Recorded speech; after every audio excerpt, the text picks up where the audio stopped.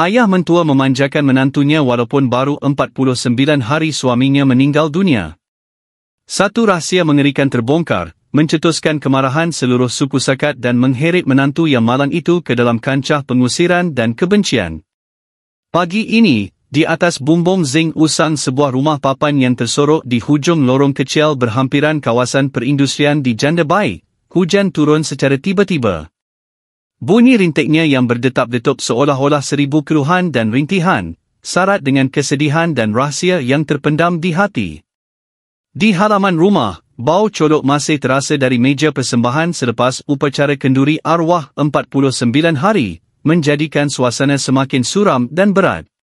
Yasmin berdiri membisu di tepi tingkap kayu yang telah pudar warnanya, tangannya menggenggam erat kain putih tanda berkabung di pergelangan tangannya. Wajahnya cengkong menakutkan, pandangan matanya kosong seolah-olah jiwanya telah melayang pergi bersama arwah suaminya. Baru 2 bulan lalu, dia adalah seorang isteri yang bahagia dengan senyuman yang sentiasa mekar, perkahwinan mereka belum pun genap setahun. Namun, hanya selepas satu panggilan telefon takdir pada tengah malam, hidup Yasmin runtuh dalam sekelip mata, dia menjadi seorang balu. Razif, suami tercintanya, telah pergi buat selama-lamanya dalam satu kemalangan jalan raya yang tragis ketika dalam perjalanan pulang ke rumah. Pada hari itu, hujan juga turun seperti hari ini, hujan yang dingin seakan-akan menghanyutkan semua perancangan yang belum selesai, menghanyutkan seluruh kehidupan yang baru sahaja mula ditenun oleh Yasmin. Berkahwin pada usia 24 tahun, Yasmin belum sempat mempunyai anak, belum sempat merasai sepenuhnya kemanisan alam perkahwinan, tetapi takdir yang kejam telah menutup semua pintu harapan. Dia hanya mampu bergantung pada satu-satunya tempat yang masih ada, rumah suaminya. Di dalamnya, kini hanya tinggal Pak Cik Raza, bapa mertuanya, seorang lelaki yang dahulunya terkenal dengan sifatnya yang tegas dan pendiam, hidup menyendiri selepas kematian isterinya hampir 10 tahun yang lalu. Namun, selepas kenduri arwah 49 hari Razif, Pak Cik Razak seolah-olah berubah menjadi orang lain. Dia mengambil berat tentang Yasmin dalam setiap aspek, dari makan minum dan tidur sehinggalah kepada setiap biji ubat selesema yang diambilnya. Dia sendiri yang memasak, mencuci pakaian untuknya, malah secara diam-diam meletakkan bungkusan keperluan wanita di hadapan pintu biliknya, walaupun Yasmin tidak pernah meminta. Pada mulanya, Yasmin menganggap ia hanyalah simpati semata-mata. Tetapi lama-kelamaan, perbuatan itu menjadi semakin aneh, melampaui batas biasa hubungan antara bapa mentua dan menantu. Pandangan tajam dan bisikan jiran tetangga mula menusuk kalbunya seperti jarum. Ada yang meluahkan rasa kasihan, mengatakan nasib Yasmin malang, manakala yang lain menyindir, belum ada anak lagi ke. Hati-hati sikit, Dick. Yasmin memilih untuk berdiam diri, kerana dia tidak tahu ke mana harus dituju di dunia ini. Kampung halamannya miskin, ibu bapanya pula sudah tua dan uzur. Di sini, walaupun terasa dingin dan penuh misteri, ia masih satu-satunya bumbung untuknya berteduh. Dia tidak menyangka bahawa di dalam rumah yang kelihatan tenang itu, satu rahsia yang telah disembunyikan selama bertahun-tahun akan terbongkar secara perlahan-lahan. Sebuah rahsia yang apabila terbongkar akan mencetuskan kemarahan seluruh suku Sakat, mengubahnya dari seorang yang dikasihani menjadi orang yang diusir dan dibenci. Tetapi hidup Yasmin tidak berakhir di situ. Kerana selepas semua itu, dia harus bangkit dengan gagah, meneruskan hidup dengan segala maruah dan harga diri yang masih tersisa di hatinya. Selepas kenduri arwah 49 hari, sanak saudara beransur-ansur pulang, meninggalkan rumah yang sepi dengan 2 insan yang jarang berbual. Yasmin membersihkan bekas colok, mengelap meja persembahan, kemudian dengan senyap mengumpulkan beberapa helai pakaian berkabung. Dia tiba-tiba terhenti, tangannya menggeletar saat menyentuh baju berkabung suaminya. Bau colok masih melekat, membangkitkan kerinduan yang mendalam, tetapi orangnya tidak akan pernah kembali. Bunyi tapak kaki di belakangnya membuatkan dia terkejut. Pak Cik Razak berdiri di situ, memegang sejambak kangkung segar dan seekor ikan haruan yang masih hidup. Suaranya garau tetapi mesra, "Hari ni pasar jual murah, ayah tengok kamu kurang selera makan, jadi ayah beli sikit nak masak bubur untuk kamu pulih tenaga." Yasmin mengangguk perlahan, cuba kelihatan tenang, tetapi hatinya bergelora. Sejak Razif meninggal, Pakcik Razak berubah sama sekali. Dahulu dia seorang yang pendiam, ada kalanya seminggu tidak bercakap lebih dari 3 ayat. Tetapi sekarang, dia mengambil berat tentang setiap hidangannya, setiap lenanya, seolah-olah Yasmin adalah bahagian terpenting, nafas bagi rumah ini. Hari itu, buat pertama kalinya dalam hampir 2 bulan, dapur rumah itu kembali menyala dengan hangat. Yasmin duduk menyiang sayur, Pakcik Razak pula mencuci ikan. Tiada siapa yang berkata apa-apa, hanya bunyi air mengalir dan bau bawang goreng yang harum memenuhi ruang dapur. Ketika menghidangkan makanan, dia meletakkan sepotong isi ikan putih ke dalam mangkuk Yasmin, berkata lembut, "Kamu dah kurus sangat, kena makan untuk pulih tenaga." Dia mengangguk mengucapkan terima kasih, tetapi kerongkongnya terasa sebab, sukar untuk bersuara. Entah kenapa, hatinya berasa sangat gelisah mendengar kata-kata prihatin itu. Ia tidak seperti nasihat tegas seorang bapa, tetapi lebih kepada kelembutan dan kasih sayang seorang lelaki terhadap wanita yang diambil beratnya. Malam itu, Yasmin duduk di beranda, memandang hujan renyai-renyai di halaman. Sudah lama dia tidak merasa perutnya hangat kerana hidangan panas. Tetapi kehangatan itu membuatkan hatinya resah dan bimbang. Entah kenapa, dia mula takut dengan kelembutan dan keprihatinan itu. Pakcik Razak keluar, membawa sebuah kerusi kayu dan meletakkannya di sebelahnya. Kedua-duanya duduk diam. Seketika kemudian, dia berkata perlahan, suaranya sayu, "Kamu masih muda, hidup masih panjang. Jangan biarkan kesedihan menelan masa muda kamu. Kalau rasa penat, bersandarlah pada ayah." Yasmin menoleh memandangnya, matanya keliru dan teragak-agak. Kata-kata itu bukan sesuatu yang boleh diucapkan oleh sesiapa sahaja, terutamanya dalam keadaan mereka sekarang. Sebelum dia sempat menjawab, Pakcik Razak telah memalingkan mukanya, menyalakan sebatang rokok, matanya memandang jauh, penuh dengan rahsia. Angin malam bertiup, membawa bersama abu rokok dan fikiran-fikiran kabur yang bersarang di hati Yasmin. Dia menggenggam erat hujung bajunya, hatinya sarat dengan 1001 persoalan. Dia tahu dia perlu sedar, perlu menjaga batas yang rapor antara tugas sebagai menantu dan rasa terhutang budi. Tetapi batas itu semakin kabur sedikit demi sedikit, dari hidangan makanan, ubat-ubatan, sehinggalah kepada pandangan mata bapa mertuanya yang aneh. Rumah yang sedia sunyi kini menjadi lebih senyap, apabila jarak antara mereka bukan lagi usia atau status, tetapi sesuatu yang tidak dapat dinamakan, sesuatu yang menghantui. Sejak hari itu, Pakcik Razak mula lebih proaktif dalam kehidupan harian Yasmin. Setiap pagi, dia bangun awal merebus air daun teh wangi dan meletakkannya di atas meja. Apabila Yasmin bangun, sarapan sudah siap terhidang, semangkuk bubur ayam yang masih berasap dan sehelai tuara muka yang hangat. Suasana di rumah tetap sunyi, tetapi di antara mereka berdua seolah-olah wujud satu ikatan gaib, senyap tetapi kuat dan sukar difahami, penuh misteri. Yasmin tidak dapat menahan rasa terharu. Selepas kejutan kehilangan suami, dia pernah merasakan hidupnya telah jatuh ke dalam jurang kegelapan, tiada siapa untuk bergantung. Keprihatinan Pakcik Razak ketika ini baginya seperti satu sokongan moral yang kukuh. Dia fikir mungkin bapa mertuanya benar-benar menyayanginya, seperti seorang bapa menyayangi anak perempuannya yang kecil. Tetapi kemudian, tindakan-tindakan seterusnya mula membuatkan dia merasa ada sesuatu yang tidak kena, satu keresahan mula menyelinap.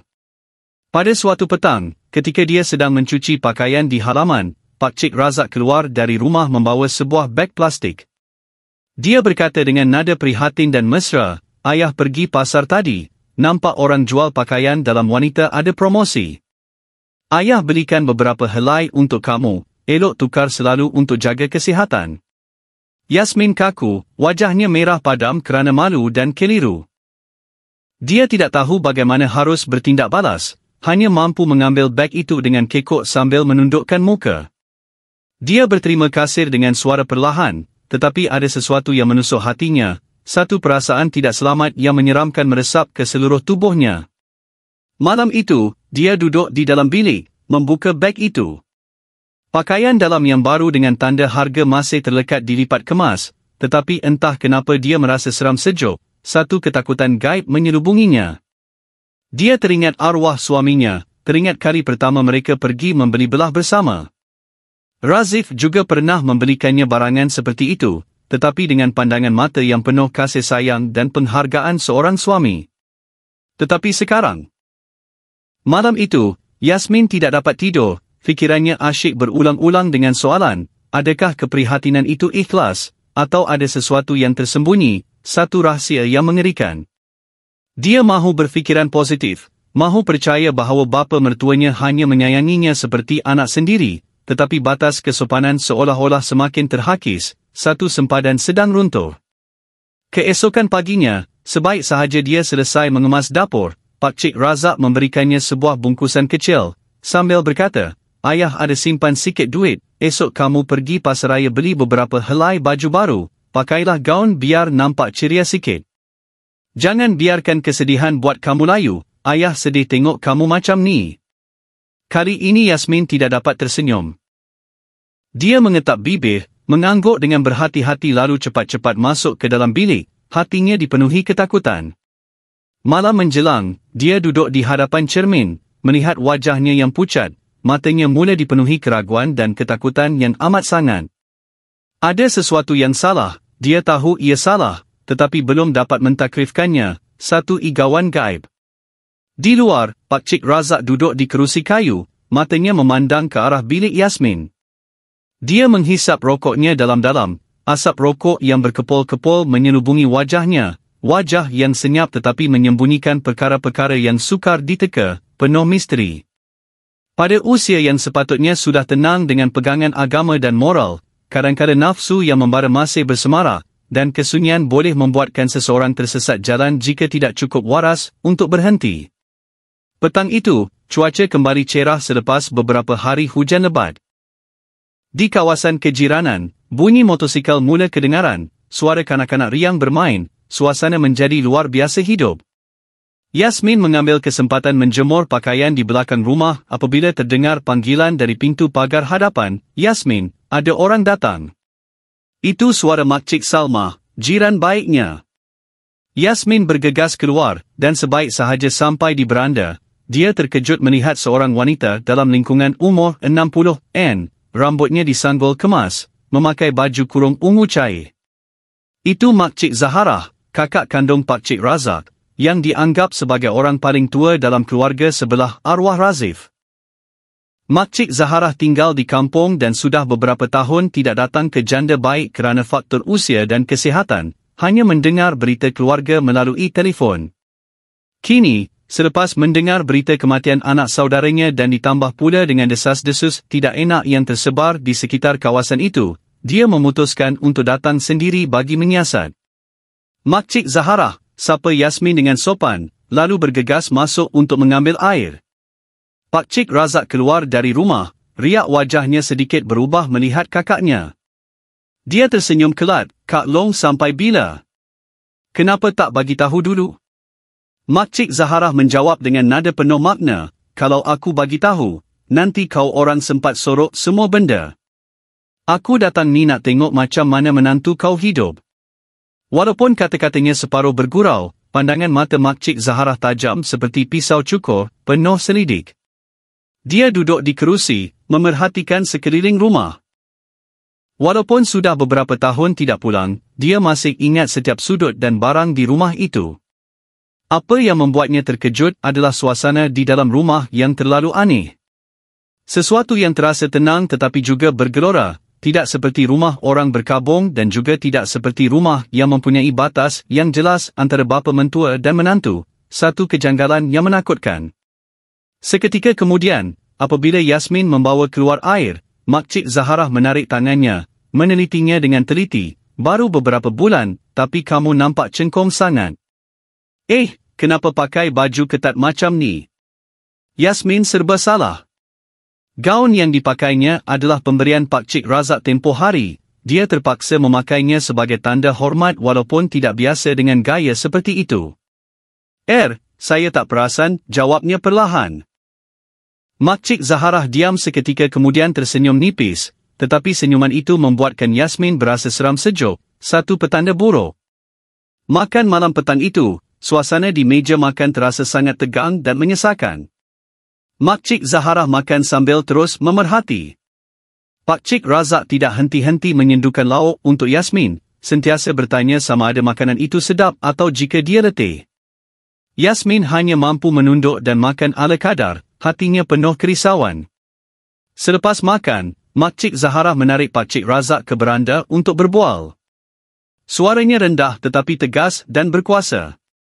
Kau ingat aku tak dengar apa-apa ke? Satu kampung ni dah heboh. Aku datang ni nak tengok dengan mata kepala sendiri. Budak tu masih muda, cantik, tak ada anak pula tu. Kau tu bapa mentua, kau kena jaga adab.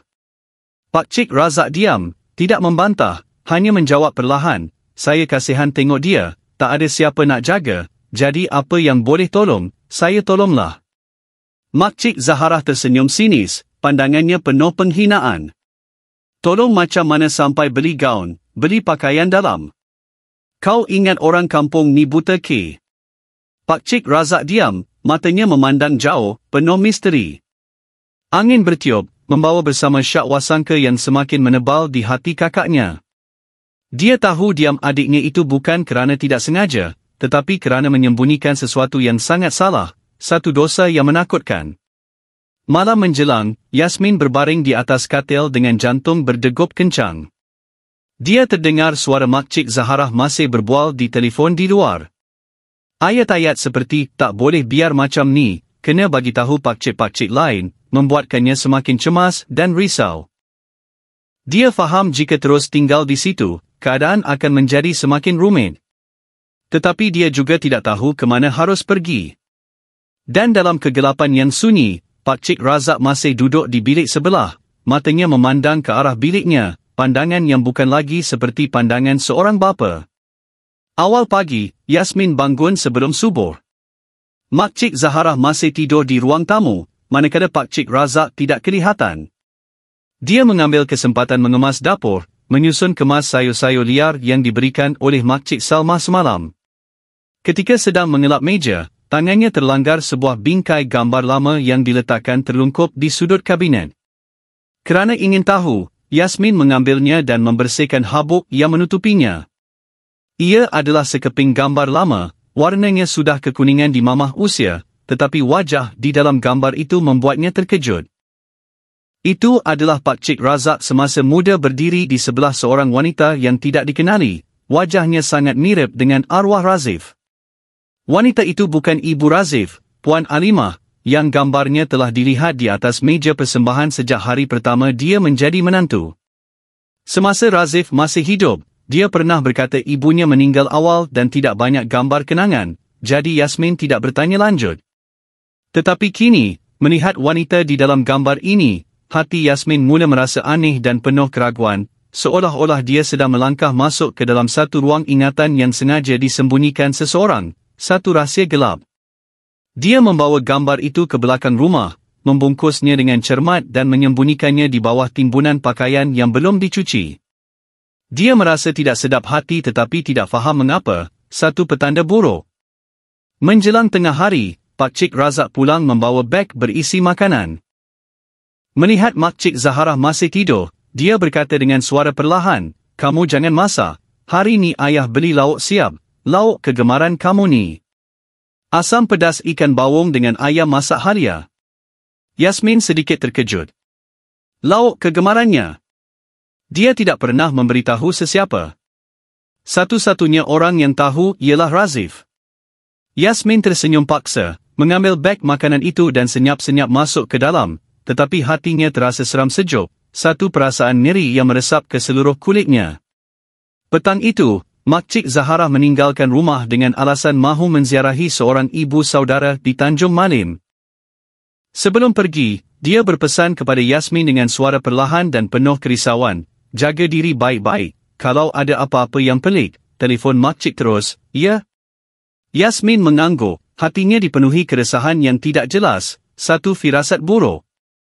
Dia dapat merasakan dengan jelas pandangan mata Makcik Zaharah ketika itu bukan sekadar simpati, tetapi seperti satu amaran tersembunyi, satu nasihat yang tulus. Malam menjelang, cuaca di janda baik tiba-tiba menjadi sangat sejuk. Di dalam bilik, Yasmin menggigil kesejukan di bawah selimut. Fikirannya masih berkisar pada gambar lama dan pesanan Makcik Zahara. Tepat pada masanya, kedengaran ketukan perlahan di pintu, penuh misteri. "Yasmin, dah tidur ke?" Itu suara Pakcik Razak. "Belum, ayah," jawab Yasmin teragak-agak. "Ayah ada beli minyak panas. Dengar kamu batuk dari petang tadi, jadi ayah bawakan untuk kamu sapu." Dia cepat-cepat bangun, memakai baju luaran, jantungnya berdegup kencang seolah-olah mahu melompat keluar dari dada. Sebelum Pakcik Razak masuk, dia sempat menghalang di sebalik pintu. "Saya tak apa-apa, ayah. Esok saya ambil pun boleh." Suasana menjadi tegang, satu kesunyian yang menakutkan. Di luar, nafas Pakcik Razak kedengaran jelas, sangat menghantui. Seketika kemudian, dia meninggalkan botol minyak itu di atas ambang tingkap lalu beredar dengan senyap, seperti bayangan. Pintu ditutup, tetapi hati Yasmin terbuka luas dengan keraguan, dengan soalan-soalan yang tidak berjawab. Dia teringat satu-satu kalinya Razif bercerita tentang zaman kanak-kanaknya. Sejak kecil dia hidup menyendiri, ibunya meninggal awal, ayahnya pula dingin dan tidak pernah memeluknya sekalipun. Razif membesar tanpa kasih sayang keluarga yang sebenar, tetapi dia sangat mesra dengan orang yang dicintainya. Kerana dia sentiasa mendambakan kasih sayang keluarga yang tidak pernah diterimanya. Kini apabila difikirkan kembali, Yasmin mula melihat satu percanggahan. Seorang lelaki yang dahulunya dingin terhadap isteri dan anak, hidup menyendiri sepanjang hayat, kini tiba-tiba menjadi terlalu prihatin terhadap menantunya sehingga kebutiran terkecil dalam kehidupan pribadinya, satu kejanggalan yang menakutkan. Dia memegang kepalanya, hatinya mula dipenuhi ketakutan yang amat sangat. Ia bukan sekadar keprihatinan, ia adalah sesuatu yang semakin menghampiri batas terakhir antara yang benar dan salah, antara moral dan dosa. Dan dia tidak menyangka, esok sahaja, satu rahsia akan terbongkar secara tiba-tiba, yang bukan sahaja akan mengejutkannya tetapi juga membuatnya berhadapan dengan pengkhianatan paling kejam dari orang yang pernah paling dihormatinya di rumah ini, satu kebenaran yang mengerikan. Janda baik memasuki awal musim panas. Malam-malam yang berbahang menjadikan suasana di dalam rumah semakin sesak dan menyesakan. Yasmin sudah terbiasa dengan kesunyian yang menakutkan setiap kali petang menjelang, apabila matahari terbenam di sebalik rimbunan pokok di luar halaman. Makcik Zahara masih belum kembali, hanya menelefon untuk mengingatkannya agar menjaga diri. Dia menjawab ya dengan perlahan, cuba menahan suaranya agar tidak bergetar, tetapi hatinya bergelora dengan perasaan aneh. Satu keresahan yang tidak henti-henti. Malam ini, suasana sunyi luar biasa. Ketika sedang membaca buku, lampu tiba-tiba terpadam, dan rumah itu tenggelam dalam kegelapan. Bekalan elektrik terputus. Rumah menjadi gelap gelita, hanya kedengaran bunyi cengkerik dan salakan anjing dari jauh. Yasmin bergegas mencari lampu suluh kecil di dalam laci dan melangkah keluar ke ruang tamu. Kegelapan menelan segalanya. Dia hendak kembali ke bilik apabila tiba-tiba terkejut mendengar bunyi tapak kaki di belakangnya, sangat menghantui. "Kamu ke tu?" Suara Pakcik Razak kedengaran sangat dekat di telinganya, menyeramkan. "Ya, saya." "Macam ada gangguan elektrik." Yasmin berundur selangkah, menjaga jarak. "Oh, ayah pun baru nak cari lampu." "Mana lampu minyak tanah tu?" tanyanya. Tangannya sudah menyalakan lampu suluh yang lebih besar. Cahaya itu menyuluh tepat ke muka Yasmin, membuatnya mengecilkan mata kerana silau. Tiba-tiba, Pakcik Razak menurunkan lampu suluh, pandangan matanya tidak seperti biasa, bukan lagi tenang, bukan lagi pendiam. Ia membawa satu emosi bercampur baur antara keinginan yang membara dan sesuatu yang terlarang dan menakutkan. Dia melangkah setapak lagi. Suaranya menjadi lebih dalam, penuh pujukan, "Kamu sejuk tak? Dalam rumah ada selimut lagi tak?" Yasmin berundur lagi dengan keliru, tangannya menggeletar apabila menyentuh pintu di belakangnya. "Tak apa, ayah. Saya dah biasa." Tiba-tiba, Pakcik Razak meletakkan tangannya perlahan di bahu Yasmin. Sentuhan itu sangat ringan, tetapi terasa seperti tusukan jarum bagi Yasmin, satu rasa jijik membuak-buak. Dia terkejut dan berundur, suaranya mula bergetar kerana ketakutan. "Ayah, saya nak masuk bilik." Dia berpaling dan bergegas kembali ke biliknya, jantungnya berdegup kencang. Di belakangnya, dia mendengar Pak Cik Razak mengeluh perlahan, kemudian segalanya kembali sunyi menakutkan. Yasmin menutup pintu, menguncinya, dan bersandar pada pintu, jantungnya seolah-olah mahu melompat keluar. Dalam kegelapan, dia terduduk, air matanya mengalir tanpa disedari, air mata kehinaan dan ketakutan. Dia faham, dia tidak boleh lagi menipu dirinya bahawa semua keprihatinan itu adalah tanpa syarat, adalah suci. Sentuhan di bahu tadi, walaupun seketika, tetapi dalam pandangan mata Pak Cik Razak, dia melihatnya dengan jelas. Itu bukan lagi pandangan seorang bapa, tetapi pandangan seorang pemangsa. Kenangan tentang Razif kembali, membuatnya semakin sakit dan pilu. Suami yang menyayanginya, yang pernah menemaninya melalui hari-hari sukar, kini tiada lagi. Dia hanya tinggal seorang diri di sebuah rumah di mana setiap langkahnya membuatkan dia merasa ngeri, satu kengerian yang menyelubungi. Malam itu dia tidak tidur. Lampu menyala semula menjelang subuh, tetapi di dalam hatinya, cahaya telah lama padam, tenggelam dalam kegelapan yang tidak berkesudahan. Keesokan paginya, Yasmin bangun lebih awal dari biasa, memasak, mengemas seperti biasa, tetapi wajahnya tidak lagi bermaya, cengkong dan lesu. Ketika menghidangkan nasi di meja, dia terkejut melihat Pak Cik Razak sudah duduk di situ entah sejak bila, matanya memandang jauh, wajahnya muram menakutkan, seperti patung tidak bernyawa. Dia meletakkan mangkuk nasi perlahan-lahan dan hendak berpaling apabila Pak Cik Razak memanggilnya, suaranya lembut tetapi penuh perhitungan. "Malam tadi ayah minta maaf, mungkin sebab ayah terlalu risaukan kamu, jadi agak keterlaluan. Ayah cuma nak kamu ada tempat bergantung." Yasmin berpaling, cuba mengukir senyuman pahit. "Saya berterima kasih, tapi saya boleh jaga diri sendiri. Saya belum biasa dengan keprihatinan macam ni." Dia tidak mahu membesarkan hal itu, tetapi kata-katanya juga merupakan satu cara untuk menetapkan batas yang jelas. Batas yang sepatutnya tidak dilintasi oleh Pak Cik Razak. Dia tidak tahu apa yang tersembunyi di sebalik permintaan maaf itu, tetapi dia pasti satu perkara, jika dia terus tinggal di rumah ini, dia tidak akan menjadi dirinya lagi, dia akan ditelan. Pagi itu, Yasmin meminta cuti dari kerja rumah untuk ke pasar membeli beberapa barang keperluan.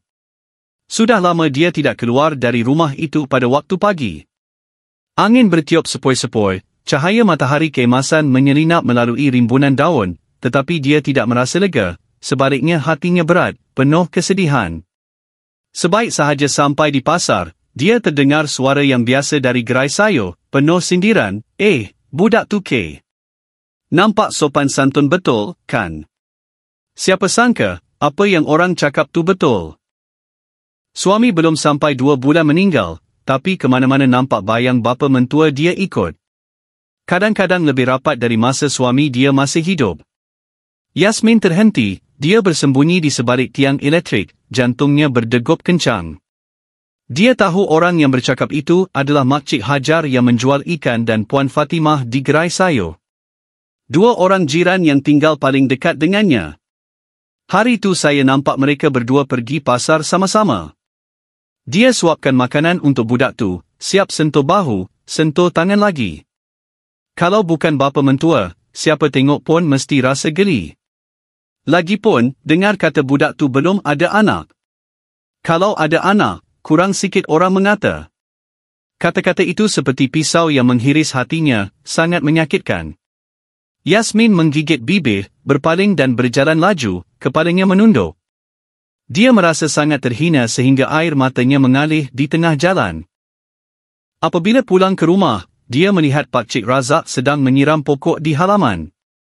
Sebaik sahaja melihatnya, Pak Cik Razak mengangkat kepala dan tersenyum nipis, pergi mana sampai muka pucat lesi macam tu. Yasmin tidak menjawab, dia senyap-senyap masuk ke dalam rumah. Pak Cik Razak memandangnya dari belakang, riak wajahnya menjadi gelap, ada sesuatu di matanya, satu perasaan jengkel yang sukar ditahan, penuh kemarahan. Tetapi kemudian dia mengeluh dan kembali menyiram batas sayurnya. Pada waktu petang, ketika Yasmin sedang menjemur pakaian di halaman, telefon di dalam sakunya bergetar. Nombor Makcik Zahara. Makcik Zahara ni, kamu sibuk tak?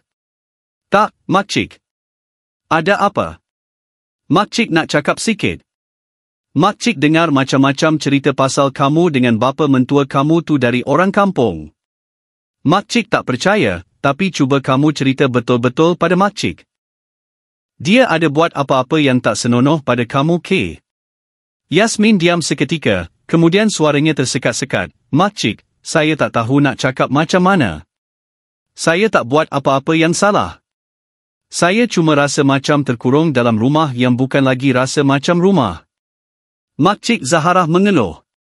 Suaranya menjadi lebih serius, penuh kerisauan. Kalau macam tu, dengar cakap Makcik, kemas barang dan balik kampung dengan Makcik untuk sementara waktu. Kita orang perempuan kena jaga maruah. Kalau tinggal lama-lama, orang tak akan berhenti mengata. Baiklah, nanti saya uruskan dan beritahu Makcik. Selepas panggilan itu, Yasmin duduk termenung, seperti orang hilang akal. Dia tahu jika dia pergi sekarang, dia akan kehilangan segala-galanya, tetapi jika dia tinggal, bisikan-bisikan itu akan menjadi semakin kuat dan kejam. Dari seorang yang dikasihani, dia perlahan-lahan berubah menjadi orang yang dikritik, yang dipulaukan oleh masyarakat. Malam itu, ketika dia sedang mengemas pinggan mangkuk, Pakcik Razak mendekatinya, duduk di sebelahnya dengan suara lembut, penuh posesif. Ayah tahu kamu tertekan kebelakangan ni, tapi jangan risau, ayah tak akan biarkan sesiapa apa-apakan kamu. Siapa cakap apapun ayah tak peduli, mulut orang biarkan saja. Yasmin memandangnya, matanya penuh keraguan dan kewaspadaan. Tapi kalau ayah betul-betul sayangkan saya macam anak sendiri, jangan biarkan saya terus disalah faham. Jangan belikan barang peribadi untuk saya, jangan masak untuk saya seorang, jangan sentuh saya. Saya nak hidup sebagai seorang menantu yang kematian suami, itu sahaja. Buat pertama kalinya, Yasmin berani meluahkan isi hatinya. Bukan untuk menyalahkan, bukan juga untuk mencabar, tetapi satu rayuan yang mendesak, seperti seseorang yang cuba mempertahankan sisa-sisa maruahnya di tengah badai fitnah yang kejam. Pakcik Razak diam, pandangan matanya yang lembut sebelum ini tiba-tiba hilang, digantikan dengan kilatan kebencian yang berlalu pantas. Tetapi kemudian dia berpaling, suaranya menjadi garau dan dingin. Baiklah, kamu cakap macam tu, kan? Ayah ikut saja. Malam itu, Yasmin mengunci pintu biliknya lebih rapat dari biasa. Dia tahu apa yang akan datang bukan sekadar bisikan, tetapi satu badai yang sebenar. Kerana apabila kesunyian ditolak, orang yang mahu mengawal akan mula menunjukkan sifat sebenarnya, seekor syaitan yang tersembunyi. 3 hari berlalu sejak Yasmin menetapkan batasannya, dan suasana di dalam rumah berubah dengan ketara, menjadi dingin yang menakutkan. Pakcik Razak tidak lagi memasak untuknya, tiada lagi hadiah-hadiah kecil, dan tidak lagi bertanya kabar seperti dahulu. Sebaliknya, yang ada hanyalah pandangan mata yang dingin dan berat, penuh ugutan. Rumah yang sedia sunyi kini terasa pekat dengan suasana yang menyesakan dan menekan. Setiap kali melintas di hadapannya, Yasmin dapat merasakan satu aura tegang yang menyelubunginya, seolah-olah ada sesuatu yang sedang menanti untuk meletus, satu badai yang akan melanda. Dia takut, satu ketakutan yang tidak jelas, yang membara perlahan, seolah-olah tinggal bersama seekor pemangsa yang senyap, bersembunyi menanti peluang. Pagi itu, Yasmin bangun lebih lewat dari biasa kerana tidak dapat tidur semalaman. Dia melangkah keluar ke halaman dan terkejut melihat Pakcik Razak sedang duduk termenung di kerusi kayu di beranda. Tangannya memegang sebatang rokok, matanya memandang lurus ke arah biliknya, seolah-olah sudah lama duduk di situ, satu pengawasan yang menakutkan. Dia menunduk hormat lalu senyap-senyap pergi ke perigi untuk menimba air. Apabila dia kembali, Pakcik Razak masih duduk di tempat yang sama. Tiba-tiba dia bersuara, nadanya tenang tetapi penuh perhitungan, ayah dah fikir banyak. Ayah faham kamu serba salah, tapi kalau kamu fikir ayah ni orang jahat, kamu silap. Yasmin terhenti, tangannya menggenggam erat gagang baldi. Pakcik Razak menyambung, suaranya semakin jelas menunjukkan sifat posesifnya, ayah tak pernah ada niat jahat pada kamu. Ayah cuma kasihan pada kamu. Kamu seorang diri di sini, tak ada saudara mara, tak ada tempat bergantung. Ayah cuma nak jaga kamu macam jaga keluarga sendiri. Kata-kata itu kedengaran penuh makna, tetapi di telinga Yasmin, ia seperti muzik yang sumbang, penuh kepalsuan. Kerana dia sendiri yang paling merasakan betapa batas antara kasih sayang dan nafsu, antara prihatin dan pemilikan telah ditolak terlalu jauh, melampaui batas moral. Dia menjawab dengan lembut, saya berterima kasih pada ayah, tapi saya tak perlukan sesiapa untuk jaga. Saya masih muda, masih boleh bekerja dan hidup sendiri. Saya cuma minta ayah berikan saya ruang sebagai seorang menantu yang kematian suami. Pak Cik Razak tersenyum nipis. Senyumannya kedengaran seperti desiran angin, dingin dan menyeramkan. Tak ada siapa selain ayah yang boleh jaga kamu. Kamu ingat orang di luar sana baik sangat ke? Mereka cuma pandai mengata, tapi siapa yang boleh tolong kamu? Yasmin menelan air liur, cuba bertenang, tetapi hatinya penuh kemarahan, tapi sekurang-kurangnya mereka tak buat saya rasa takut. Kata-kata itu seperti pisau yang menusuk terus ke jantungnya. Pak Cik Razak bangun dengan serta-merta, suaranya menjadi keras, penuh ugutan, kamu takut pada ayah. Ayah dah bela kamu berbulan-bulan, kamu makan nasi yang ayah masak, tinggal di rumah yang ayah jaga. Sekarang kamu berpaling tadah, kamu fikir kamu ada pilihan lain ke? Yasmin terkejut dan berunduh, baldi air di tangannya tertumpah ke kakinya, tetapi dia tidak sempat peduli.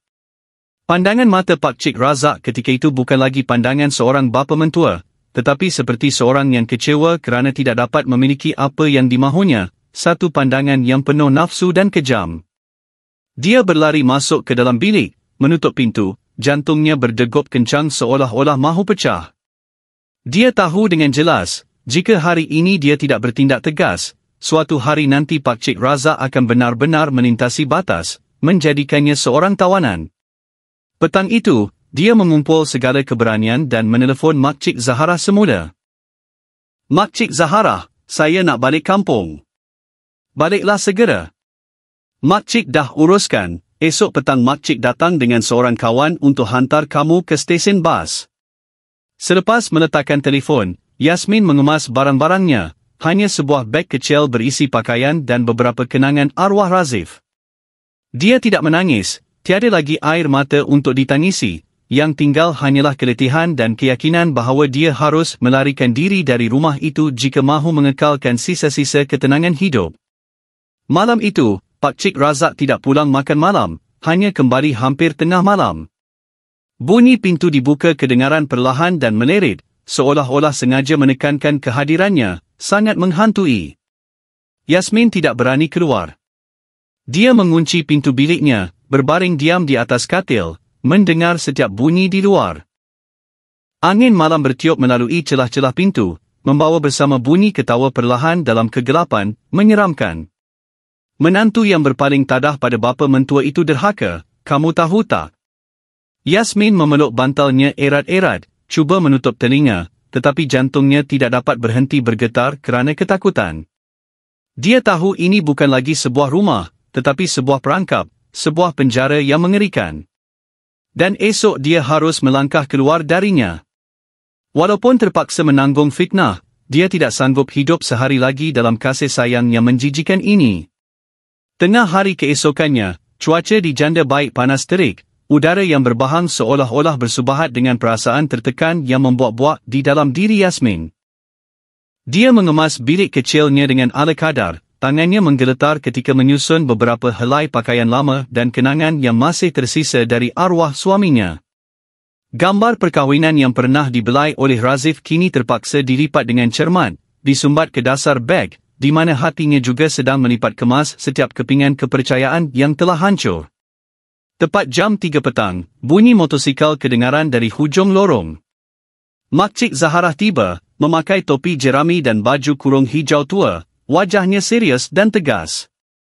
Di belakangnya ada seorang lelaki pertengahan umur yang kelihatan bersahaja, Pak Cik Harun, seorang saudara jauh sebelah ibu, yang akan menghantar Yasmin ke stesen bas.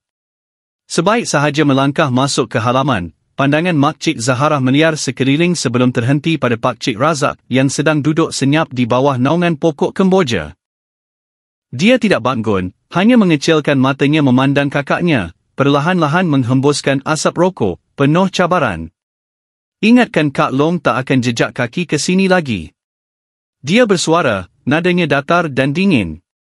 Makcik Zaharah bercekak pinggang, menekan setiap perkataan, penuh kemarahan. Kalau aku tak balik, menantu kau dah lama hancur dek mulut orang. Kau tengok balik cara hidup kau, Razak. Masa isteri kau masih hidup, semua orang tahu perangai kau macam mana. Sekarang anak dah meninggal, kau pula ubah perangai, buat kerja gila apa ni? Pakcik Razak tersenyum sinis. Kak Long dengar cakap orang luar lepas tu nak hukum adik sendiri. Apa salah saya? Saya cuma kasihan pada budak tu, takut dia sunyi. Kak Long nak saya biarkan dia terkontang-kanting seorang diri di luar sana ke? Kasihan, jerkah Makcik Zaharah perlahan, suaranya penuh penghinaan. Kasihan cara kau tu dengan belikan gaun, pakaian dalam untuk menantu. Kasihan cara kau tu setiap malam berjaga depan bilik dia. Kasihan cara kau tu sampai satu kampung mengata dia sampai tak boleh angkat muka. Kau ingat kau sedang mengasihani dia? Kau sedang menyeksa dia. Pakcik Razak bangun dengan serta-merta, matanya merah padam, penuh kemarahan. Dia menjerit, budak tu menantu keluarga ni, dia makan nasi rumah ni, tinggal di rumah ni. Saya ada hak nak jaga dia. Saya tak sentuh dia pun dah cukup baik untuk dia. Kata-kata itu meletup di halaman, seperti petir di siang hari. Yasmin keluar dari rumah, wajahnya pucat lesi, dia berdiri kaku, matanya terbeliak kerana terkejut. Pakcik Harun menarik lengan Makcik Zaharah, memberi isyarat untuk bertenang, tetapi Makcik Zaharah tidak lagi dapat menahan sabar. Dia melangkah ke hadapan, menuding jari tepat ke muka Pakcik Razak, kau cakap apa tadi? Tak sentuh dia dah cukup baik. Jadi kau memang ada niat macam tu? Ya Tuhan, kau ni manusia ke bukan? Dia tu menantu kau, isteri anak kau yang belum sampai 2 bulan meninggal. Pakcik Razak terdiam, dia tidak menyangka akan terlepas cakap perkara yang telah disembunyikannya selama sebulan ini, satu rahsia yang mengerikan. Yasmin pula sudah tidak mampu berdiri tega, dia berpegang pada pintu, seluruh tubuhnya menggeletar, seolah-olah mahu rebah. Setiap perkataan Pakcik Razak seperti pisau yang mengoyakkan segala kesabarannya, segala usahanya untuk meyakinkan diri bahawa Pakcik Razak hanya bersimpati. Di tengah halaman rumah, bunyi cengkerik Rio rendah seolah-olah turut menjerit bersama kemarahan Makcik Zaharah. Dia berpaling kepada Pakcik Harun, bawa dia pergi. Sekarang juga, secepat mungkin. Tak boleh biarkan seorang anak gadis tinggal dalam rumah ni walau seminit pun lagi. Pakcik Harun mengangguk, menarik tangan Yasmin. Dia tidak dapat berkata apa-apa, matanya sudah basah dengan air mata yang mengalir deras di pipinya. Dia menoleh memandang rumah itu buat kali terakhir, tempat yang pernah menjadi syurganya, tempat yang pernah dipanggilnya keluarga. Kini, tempat itu hanya tinggal kenangan paling pahit dalam hidupnya, satu parut yang sukar pudar. Apabila motosikal mula bergerak meninggalkan lorong kecil itu, Pakcik Razak berdiri kaku di anjung, pandangannya kosong. Makcik Zaharah memandangnya dengan tajam, melontarkan kata-kata terakhir yang penuh kepahitan, hiduplah elok-elok sikit, supaya nanti mati ada juga orang yang nak sedekahkan doa. Kata-kata itu seperti petir yang menyambar di tengah hari yang panas, memberikan tamparan hebat kepadanya. Pakcik Razak tidak menjawab, hanya menundukkan kepalanya, bahunya terhinjut-hinjut, tetapi tiada siapa yang tahu sama ada kerana marah atau kerana kekosongan yang mula menggerogoti jiwanya. Motosikal usang Pakcik Harun membawa Yasmin dan beg kecilnya menyusuri jalan-jalan kampung yang rendang, panas terik janda baik telah ditinggalkan di belakang, digantikan dengan angin sawah yang sejuk dan bau jerami kering. Yasmin duduk di belakang, memeluk erat begnya, kepalanya menunduk. Dia tidak mahu sesiapa mengenalinya, walaupun di kampung ini dia tidak mengenali sesiapa selain Makcik Zaharah dan beberapa orang saudara sebelah arwah suaminya. Sebuah rumah papan di hujung jalan kampung kelihatan. Makcik Zaharah telah menyapu halaman sehingga bersih dan menyediakan air halia panas di atas meja. Sebaik sahaja melihat Yasmin melangkah masuk, dia menarik Yasmin ke dalam pelukannya, menepuk-nepuk belakangnya dengan lembut, suaranya penuh pujukan, "Sudahlah, dah sampai sini, anggap saja kita mulakan hidup baru. Bila-bila kamu nak pergi ke mana-mana, makcik akan uruskan. Kalau kamu nak tinggal di sini pun, makcik boleh jaga." Yasmin menangis teresak-esak. Segala kehinaan, segala kepahitan yang terpendam kini pecah dalam pelukan seorang wanita yang tegas tetapi penuh kasih sayang. Dia tidak memerlukan kemewahan, hanya perlukan keselamatan, untuk menjadi dirinya sendiri, untuk hidup dengan tenang. Beberapa hari pertama, Yasmin hanya menghabiskan masa di rumah, membantu makciknya di dapur, menyiram pokok, dan menyapu halaman. Orang-orang kampung yang mendengar kabar tentang menantu dari bandar yang datang menumpang mula berbisik-bisik, tetapi makcik Zaharah dengan tegas menyatakan, "Siapa yang cakap buruk pasal Yasmin, aku akan pergi rumah dia tanya sampai dapat jawapan." Dia menantu yang baik, bukan jenis orang yang boleh diperkatakan sesuka hati. Mendengar nama makcik Zaharah, semua orang hormat dan tiada siapa yang berani berkata lebih-lebih. Yasmin juga perlahan-lahan pulih semangatnya.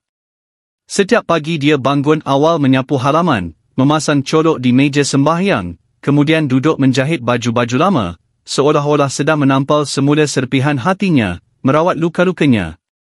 Pada suatu hari, makcik Zaharah memberikannya sebuah kotak kayu lama, berkata, "Ini barang peninggalan arwah Mak Razif, kakak ipar aku. Aku dah simpan bertahun-tahun. Sekarang, rasanya dah sampai masanya kamu tahu." Yasmin membukanya. Di dalamnya ada sebuah buku catatan yang sudah kekuningan, beberapa keping gambar hitam putih, dan sepucuk surat lama. Matanya terbeliak melihat wanita di dalam gambar itu. Skim wanita yang sama dalam gambar yang pernah dilihatnya di rumah Pak Cik Razak. Tetapi tulisan di belakang gambar itu, Puan Suri, kakak sepupu Razif, membuatkan Yasmin terdiam. Dia membuka buku catatan itu, membaca setiap baris dengan tangan yang menggeletar. Di dalamnya, Puan Suri, wanita dalam gambar itu, menceritakan kisah silamnya. Dia mencintai Pak Cik Razak dengan sepenuh hati tetapi tidak direstui keluarga kerana mereka adalah sepupu. Selepas itu, Pak Cik Razak dipaksa berkahwin dengan Puan Alimah, ibu kandung Razif. Puan Suri pula, kerana terlalu kecewa, telah membawa diri. Beberapa tahun kemudian, dia kembali dan Razif sudah berusia 3 tahun. Tetapi yang paling mengejutkan Yasmin adalah ayat terakhir surat itu, "Razif tidak tahu. Dia anak saya, ibu kandungnya adalah saya, bukan Alimah.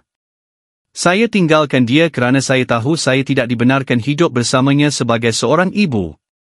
Tangan Yasmin melepaskan surat itu, dia duduk termenung, hatinya dipenuhi beratus-ratus soalan yang tidak berjawab. Razif bukan anak kandung Puan Alimah. Jadi Pak Cik Razak, lelaki yang dahulunya dingin terhadap anaknya sendiri, sebenarnya pernah mencintai ibu kandung Razif. Cinta mereka tidak kesampaian tetapi meninggalkan seorang anak. Angin sejuk bertiup, Yasmin merasa seram sejuk, satu petanda buruk.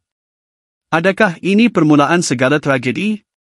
Adakah kerana pernah mencintai ibu kandung Razif dan kemudian hidup bersama seorang gadis yang wajahnya mirip dengan cinta lamanya, Pak Cik Razak perlahan-lahan mula mempunyai perasaan yang salah dan songsang.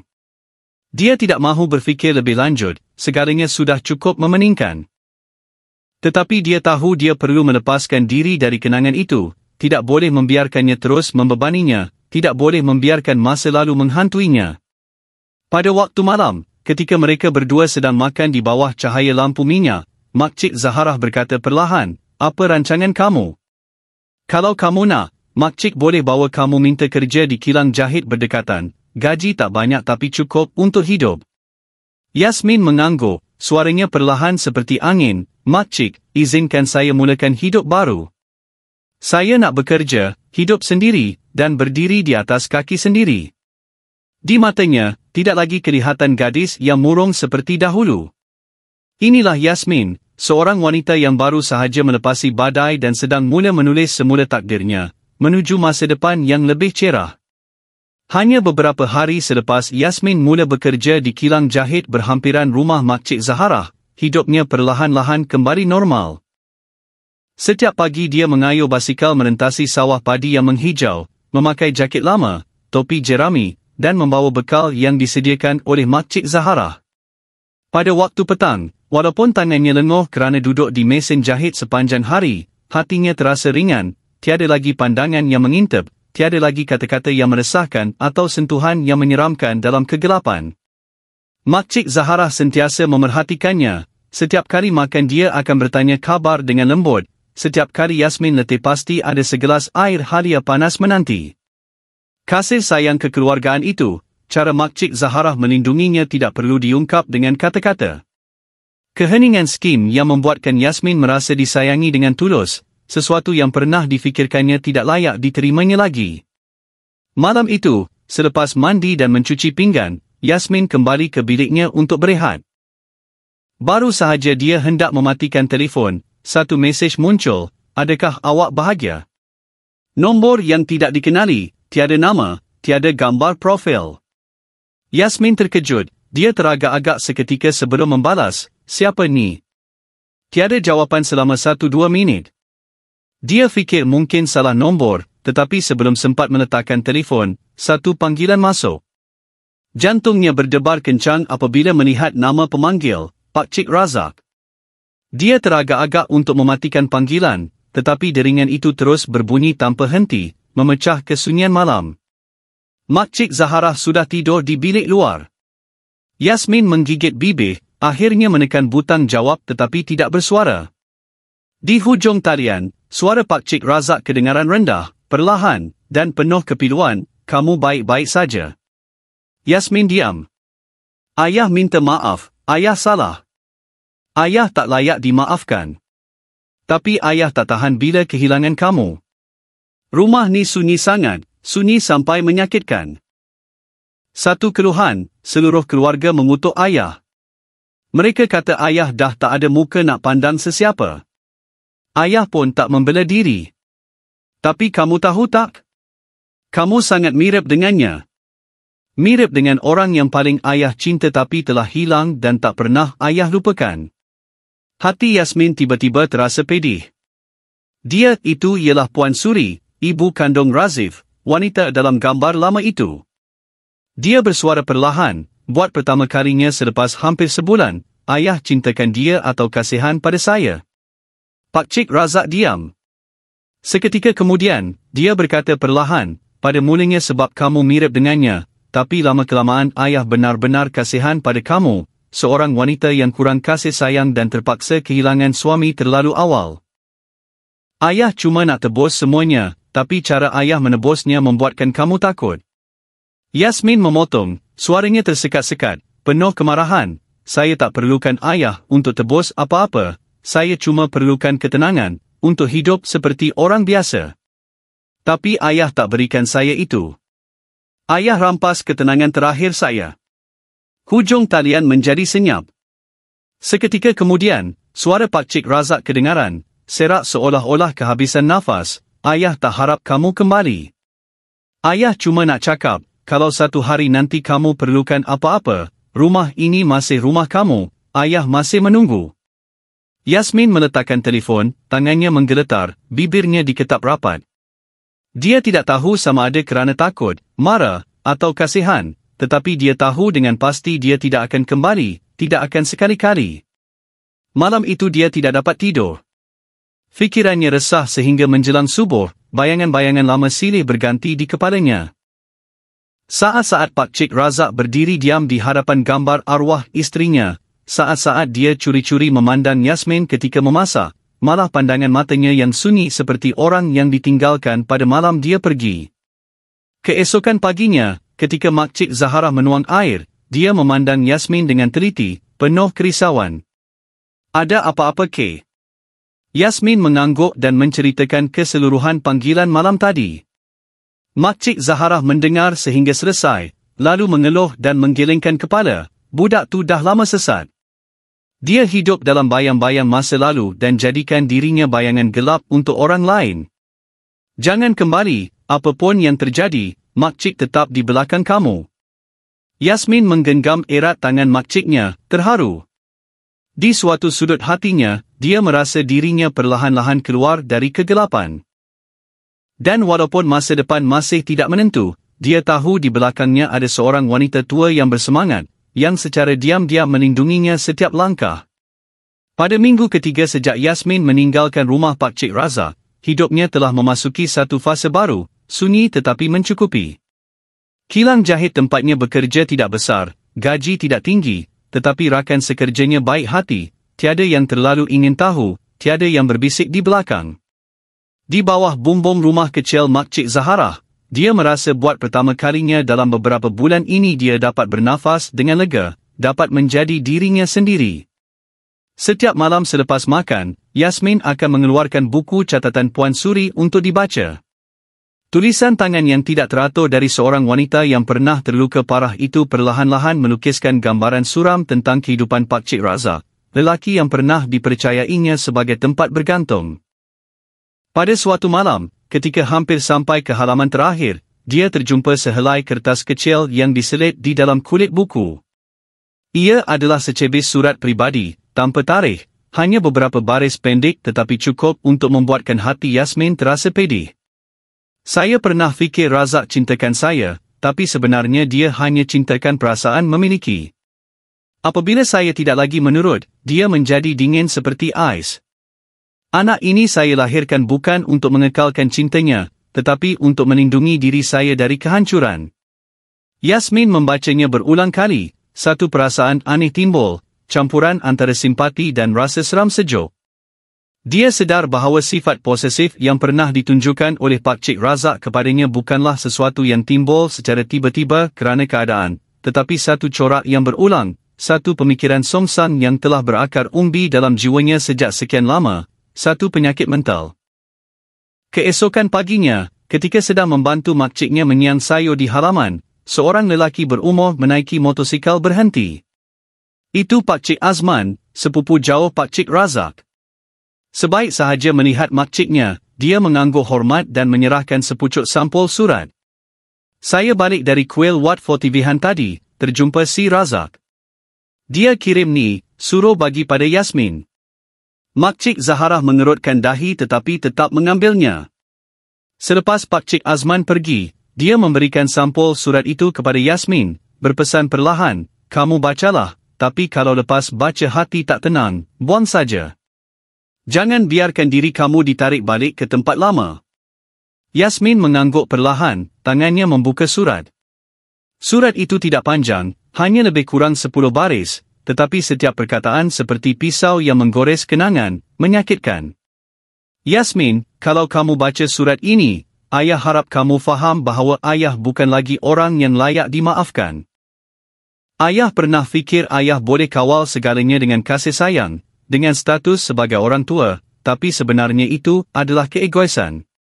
Ayah telah mencintai seorang wanita dengan cara yang salah dan kemudian hidup seumur hidup dengan penyesalan itu.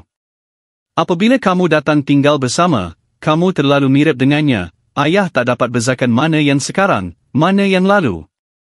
Ayah tak minta kamu kembali, ayah cuma harap kamu hidup seperti biasa, lurus dan baik. Kalau boleh, tolong bakarkan sebatang colok untuknya di sudut taman belakang rumah, tempat ayah pernah tanam surat cinta pertama dalam hidup ayah. Razak. Yasmin melipat surat itu, hatinya bercampur baur. Dia tidak menangis, dia hanya merasa kasihan. Bukan kasihan pada Pak Cik Razak, tetapi kasihan pada seorang manusia yang terperangkap dalam igauan yang tidak pernah sembuh. Seorang lelaki yang pernah mencintai tetapi tidak tahu cara mencintai dengan betul. Seorang bapa yang pernah membesarkan anak tetapi membiarkan anaknya meninggal dunia tanpa pernah memahami apa itu kasih sayang seorang bapa yang sebenar. Malam itu, Yasmin pergi ke taman belakang dan senyap-senyap membakar surat itu. Api kecil menyala di tiup angin, membawa bersama satu ucapan selamat tinggal yang tidak memerlukan balasan, satu pembebasan. Dia tidak berniat untuk kembali ke rumah itu, juga tidak berniat untuk menyimpan dendam. Dia faham bahawa memaafkan bukan bermakna kembali, tetapi berhenti membiarkan masa lalu menyakitinya lagi. Makcik Zaharah berdiri di beranda, memerhati dalam diam. Dia tahu menantu lamanya itu, selepas melalui segalanya, telah belajar untuk bangkit bukan dengan penentangan tetapi dengan ketenangan yang luar biasa, satu semangat yang mengagumkan. Selepas malam membakar surat Pakcik Razak, Yasmin merasa seolah-olah dia baru sahaja menamatkan satu babak yang menyakitkan dalam hidupnya.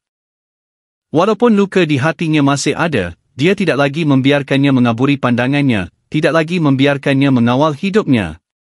Dia memilih untuk hidup, memilih untuk melangkah ke hadapan dengan segala ketenangan yang masih ada. Hari-hari berikutnya, Yasmin masih bekerja sebagai pekerja di kilang jahit berhampiran rumah Makcik Zaharah. Kerjanya tetap, walaupun penat tetapi tidak tertekan. Yang paling penting, tiada siapa yang tahu masa lalunya, tiada siapa yang memandangnya dengan pandangan kasihan atau curiga. Semua orang menganggapnya sebagai seorang gadis yang baik dan rajin, itu sudah cukup. Pada suatu petang selepas kerja, ketika sedang mengunci basikalnya, Yasmin terdengar suara lembut dari belakang, "Awak Yasmin, kan?" Dia berpaling dan melihat seorang lelaki berumur, kelihatan terpelajar, memegang sebuah beg file. Dia memakai kemeja putih, wajahnya ramah, dan pandangan matanya sangat mirip dengan arwah Razif. Yasmin sedikit terkejut. "Ya, Encik ni siapa?" "Saya Encik Faizal. Saya sepupu Razif. Dulu tinggal di kampung, lepas tu pindah ke selatan jadi guru sekolah menengah. Saya baru tahu cerita awak, jadi saya datang melawat." Yasmin mengangguk dengan berhati-hati tetapi sopan. Encik Faizal mengajaknya ke gerai air tebu berdekatan. Semasa berbual, dia menceritakan betapa terkejutnya dia apabila mendengar berita kematian Razif. Ketika itu dia sedang bertugas di Kuantan dan tidak sempat pulang. Baru-baru ini dia terdengar kabar angin tentang Yasmin disalahfaham dan dipulaukan oleh seluruh keluarga, dan dia merasa tidak senang hati. Yasmin menunduk perlahan. Dia tidak mahu mengungkit kisah lama, tetapi melihat pandangan mata Encik Faizal yang tulus, dia tidak dapat menahan keluhan. "Saya tak salahkan sesiapa, cuma harap jangan ada yang ungkit lagi. Saya nak hidup tenang saja." Encik Faizal mengangguk lalu mengeluarkan beberapa helai kertas dari begnya. "Saya tak paksa awak buat apa-apa, tapi saya rasa kita hidup ni perlu ada maruah yang jelas.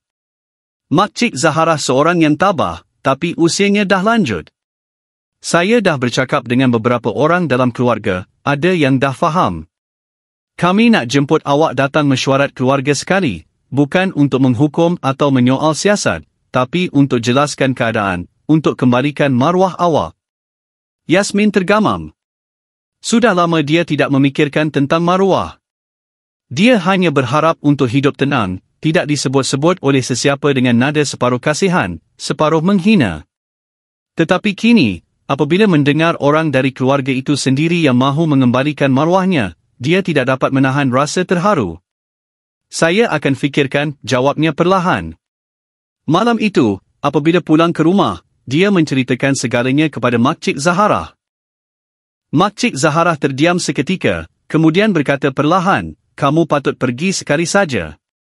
Bukan untuk merayu pada sesiapa, tapi untuk menutup cerita ini dengan sempurna. Makcik akan temankan." 3 hari kemudian, Yasmin mengikut Makcik Zaharah kembali ke rumah keluarga Aziz, tempat di mana dia pernah dipanggil menantu contoh semasa Razif masih hidup. Kini, rumah itu menjadi tempat yang menyimpan luka-luka lama, tetapi juga tempat yang terpaksa dia kembali, bukan untuk merayu tetapi untuk berhadapan dengan kebenaran. Di dalam rumah yang luas itu, lebih daripada 10 orang saudara mara telah menanti. Ada yang dikenalinya, ada yang tidak. Ada yang memandangnya dengan pandangan berat, ada yang mengelak dari memandangnya. Hanya Encik Faizal yang melangkah ke hadapan dan menarik kerusi untuknya. Suaranya jelas, "Semua orang di sini tahu kematian Razif adalah satu kehilangan besar, tetapi kehilangan yang lebih besar ialah kita membiarkan menantu keluarga Aziz disalahfaham, dihalau, dan hidup susah selama ini. Hari ini, saya bagi pihak beberapa orang dalam keluarga ingin meminta maaf kepada awak." Ruangan itu sunyi sepi. Seorang lelaki pertengahan umur bersuara, "Kalau Razak masih waras, tentu dia menyesal. Dia biarkan nafsunya melampaui batas, tapi itu salah dia, bukan salah kau. Jadi dari segi maruah, kau masih menantu keluarga ni. Sesiapa yang cakap lain, samalah macam tampar muka keluarga sendiri. Yasmin duduk diam, kerongkongnya terasa sebak. Dia tidak mengharapkan sesiapa meminta maaf, tetapi kata-kata itu seperti kunci yang membuka pintu terakhir di dalam jiwanya, di mana kepercayaan pernah mati. Dia berdiri, menunduk dalam-dalam. Saya berterima kasih, tapi mulai hari ini saya bukan lagi menantu sesiapa. Saya akan hidup dengan cara saya sendiri, harap semua faham. Tiada siapa yang menghalangnya, tiada siapa yang memaksa. Hanya suara Makcik Zaharah yang kedengaran, bangga dan jelas, dia cakap betul. Mulai sekarang dia akan tentukan hidupnya sendiri. Sesiapa yang masih berfikiran lama, muhasabahlah diri sendiri. Seluruh rumah senyap. Tetapi kesunyian kali ini tidak lagi membawa prasangka, tetapi pengakuan dan penghormatan. Sejak mesyuarat keluarga itu, Yasmin merasa seperti satu beban berat telah diangkat dari bahunya.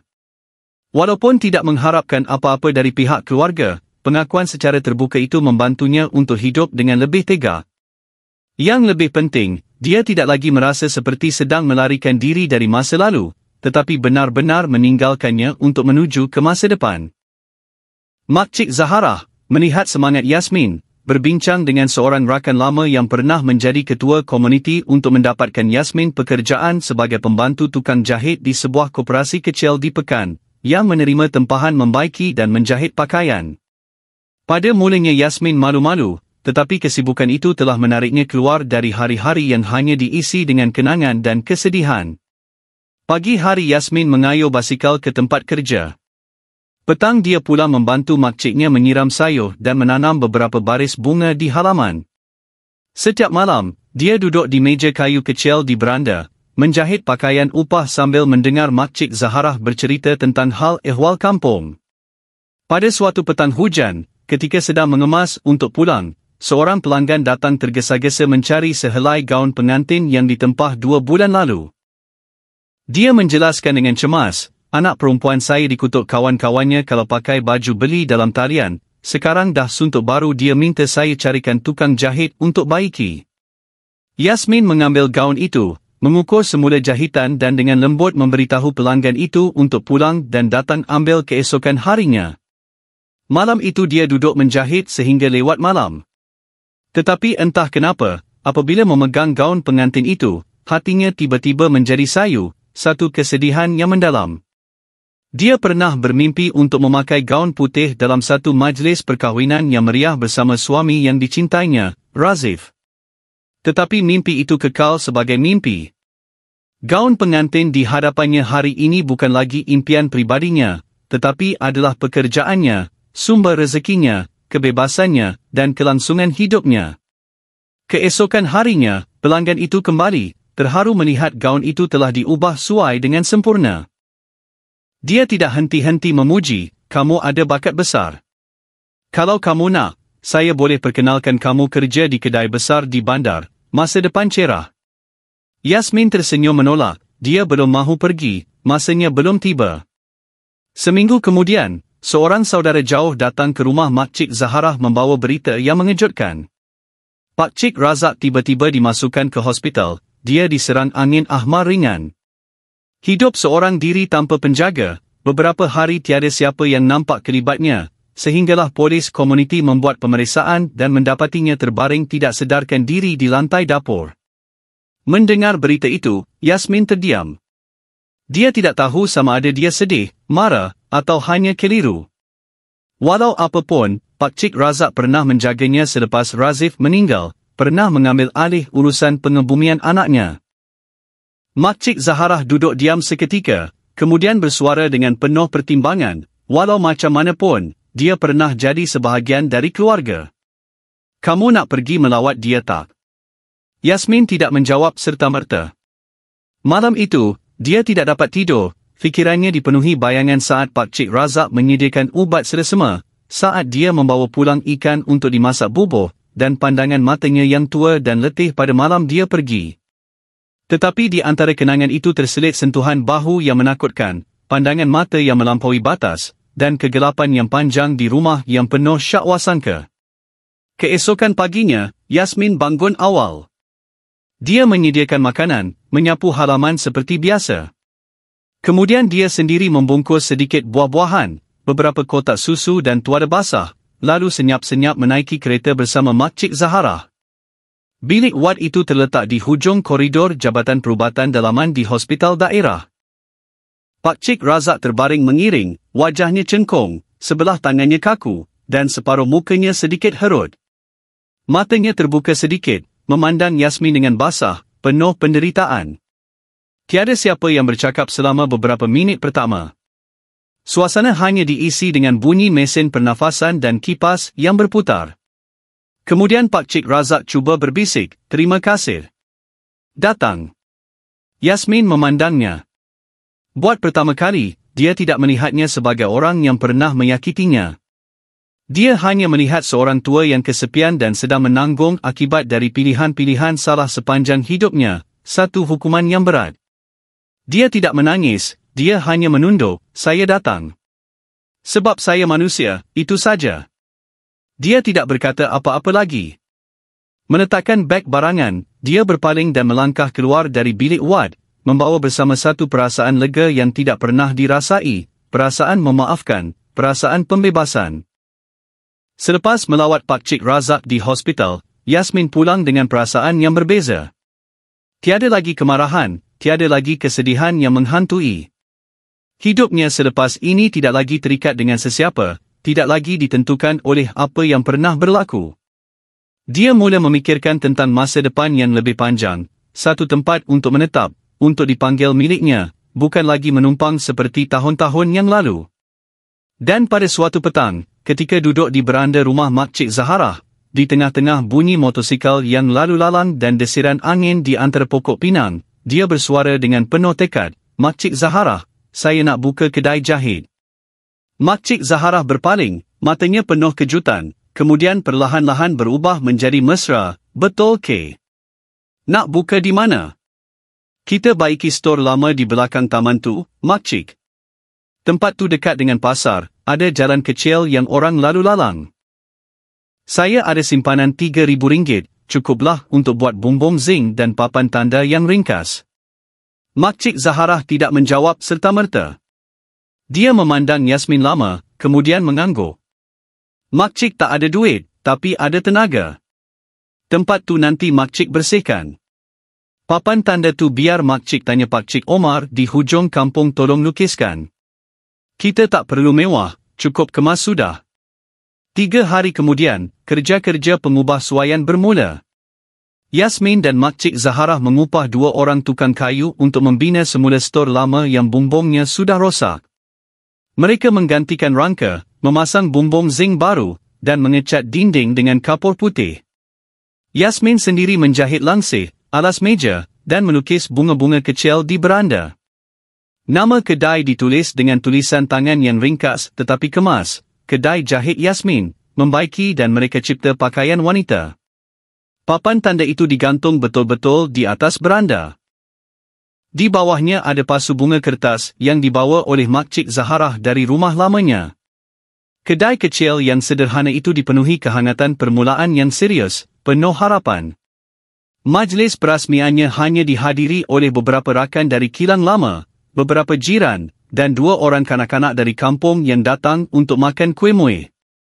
Yasmin memakai baju kurung putih, menunduk berterima kasih kepada setiap tetamu. Dia tidak perlukan keramaian, hanya kehadiran mereka yang tulus mendoakannya. Pada hari pertama, dia menerima 3 tempahan membaiki seluar dan seorang pelanggan menempah gaun untuk majlis perkahwinan. Walaupun jumlahnya tidak banyak, sekitar RM50 untuk setiap tempahan baiki, RM150 untuk gaun baru, setiap jarum, setiap benang adalah batu bata pertama bagi impian yang tidak pernah berani diimpikannya, satu masa depan yang cerah. Pada masa yang sama, di Dewan Komuniti Keluarga Aziz, satu mesyuarat tergempar diadakan. Pengerusinya tidak lain dan tidak bukan ialah Encik Faizal, orang yang pernah membela Yasmin. Pakcik Razak, selepas keluar dari hospital, kesihatannya merosot dengan teruk dan tidak dapat lagi menjalankan tugas sebagai ketua keluarga. Tetapi apa yang lebih menggemparkan ialah ramai yang mencadangkan bukan sahaja untuk menggantikannya, tetapi juga secara rasmi melucutkan jawatannya sebagai penasihat keluarga, sesuatu yang tidak pernah berlaku sebelum ini, satu penghinaan yang besar. Orang yang tak jaga adab, biarkan nafsu kuasai akal, tak layak duduk di kerusi ketua. Pak Cik Azman, orang yang paling tua dalam keluarga, menghempas cawantihnya ke meja. Walaupun Pak Cik Razak yang sumbangkan tanah untuk bina Dewan ni, yang salah tetap salah. Beberapa orang kelihatan teragak-agak, tetapi majoriti mengangguk setuju. Akhirnya, dengan undian majoriti, Majlis Keluarga memutuskan untuk melucutkan gelaran Ketua Keluarga dan semua hak penasihat Pak Cik Razak dalam semua urusan berkaitan keluarga Aziz. Minit mesyuarat ditandatangani dan ditampal di hadapan Dewan. Berita ini tidak lama kemudian tersebar ke seluruh kampung. Ada yang berbisik, ada yang kasihan, ada yang mengejek, tetapi semua bersetuju satu perkara, pengakhiran itu setimpal untuk seseorang yang telah melintasi batas moral, satu pengajaran yang mahal. Bagi Yasmin pula, apabila mendengar berita itu, dia tidak ketawa dan tidak juga menangis. Dia hanya senyap-senyap meletakkan sejambak bunga kekwa di dalam pasu di hadapan meja sembahyang arwah Razif. Satu-satunya lelaki dalam hidupnya yang penuh liku. Yang pernah mencintainya tanpa perhitungan, tanpa kepentingan. Saya dah hidup seperti yang abang pesan, bisiknya, dan akan hidup lebih baik lagi. Di luar kedai, cahaya matahari menyelinap melalui rimbunan pokok. Seorang budak lelaki sedang menunggu untuk diukur seluarnya, seorang wanita tua membawa baju kurung lama untuk dibaiki. Kehidupan terus berjalan, setiap jahitan, setiap benang seperti coretan pena yang menulis kesinambungan perjalanan seorang wanita yang pernah diusir, kini perlahan-lahan diterima kembali dengan hasil usaha dan maruahnya sendiri. Kedai jahit Yasmin selepas 3 bulan dibuka, sudah mula mendapat pelanggan tetap. Setiap hari beberapa helai pakaian dibaiki, beberapa helai ditempah baru. Belum boleh dikatakan sibuk, tetapi cukuplah untuk Yasmin tidak lagi perlu menadah tangan meminta-minta. Cukuplah untuk membuatkan Mak Cik Zahara sesekali tersenyum puas melihat menantu lamanya hidup berdikari, matang, dan disayangi orang. Pada suatu petang hujung minggu, ketika Yasmin sedang sibuk mengukur sehelai baju kurung, sebuah motosikal berhenti di hadapan pagar. Dia mengangkat kepala dan melihat seorang lelaki berumur dalam lingkungan 30 tinggi lampai, memakai kemeja biru gelap, membawa sebuah beg. "Ini Kak Yasmin, kan? Saya direkomenkan oleh Kak Siti di pasar. Dia kata akak baiki baju cantik dan teliti." "Ya, saya Yasmin." "Encik nak baiki apa ya?" Lelaki itu tersenyum dan menyerahkan begnya. "Ada beberapa helai seluar dan kemeja. Saya ni guru, jadi pakaian kena kemas sikit. Tapi baju-baju ni beli ikut saiz, bila pakai rasa tak kena je." Mendengar perkataan guru, Yasmin memandangnya dengan lebih teliti. Dia kelihatan terpelajar, suaranya perlahan dan jelas, menunjukkan kepribadian seorang pendidik yang berpengalaman. Dia mempersilakan lelaki itu masuk, meletakkan pakaian di atas meja, dan mula mengukur setiap bahagian dengan pita ukur. "Nama encik siapa?" "Boleh saya catatkan?" "Nama saya Cikgu Hafiz," jawabnya. "Mengajar bahasa Melayu di sekolah menengah pekan." Yasmin mengangguk, tangannya terus mengukur dengan teliti. Entah kenapa, hatinya berasa aneh, bukan kerana kehadiran seorang lelaki, tetapi perasaan ringan apabila berbual tanpa perlu waspada. "Bila encik nak ambil?" tanyanya. "Tak rusing pun, Kak. Cuti sekolah ni saya lapang." Cikgu Hafiz tersenyum, senyuman yang ramah. "Lagipun saya rasa akak perlukan masa untuk buat kerja dengan teliti." Kata-kata itu membuatkan Yasmin tertawa kecil. Sudah lama dia tidak ketawa begitu semula jadi di hadapan seorang lelaki, bukan kerana kata-kata itu terlalu sopan, tetapi kerana cara Cikgu Hafiz bercakap tidak ada nada memaksa atau perhitungan. Hanya satu permintaan yang baik. Apabila Cikgu Hafiz hendak pulang, Yasmin bersandar di pintu memandangnya pergi. Motosikal itu meluncur di jalan kecil, meninggalkan sedikit debu dan cahaya matahari petang yang berbalam-balam. Dia tidak berfikir banyak, tetapi hatinya berdebar sedikit, satu perasaan yang sukar dinamakan. Beberapa hari kemudian, Cikgu Hafiz kembali untuk mengambil pakaiannya. Dia memakai kemeja yang baru sahaja dibaiki, mengangguk-angguk memuji, ngam-ngam. Jarang saya rasa selesa macam ni pakai baju siap. Nasib baik. Yasmin tersenyum nipis, menyerahkan sehelai lagi seluar yang telah diubah suai.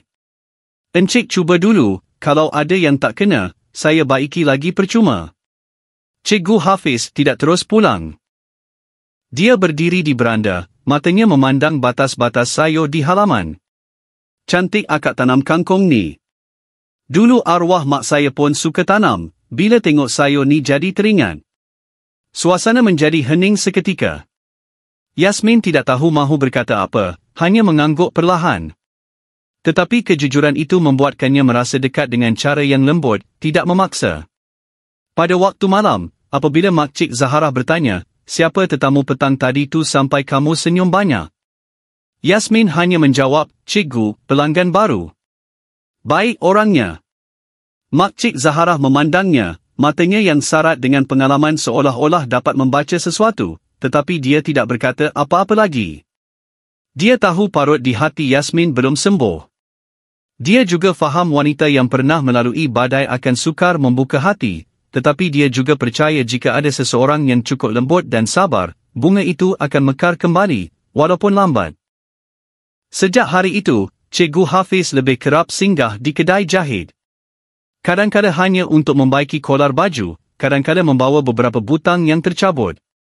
Pada mulanya Yasmin terkejut.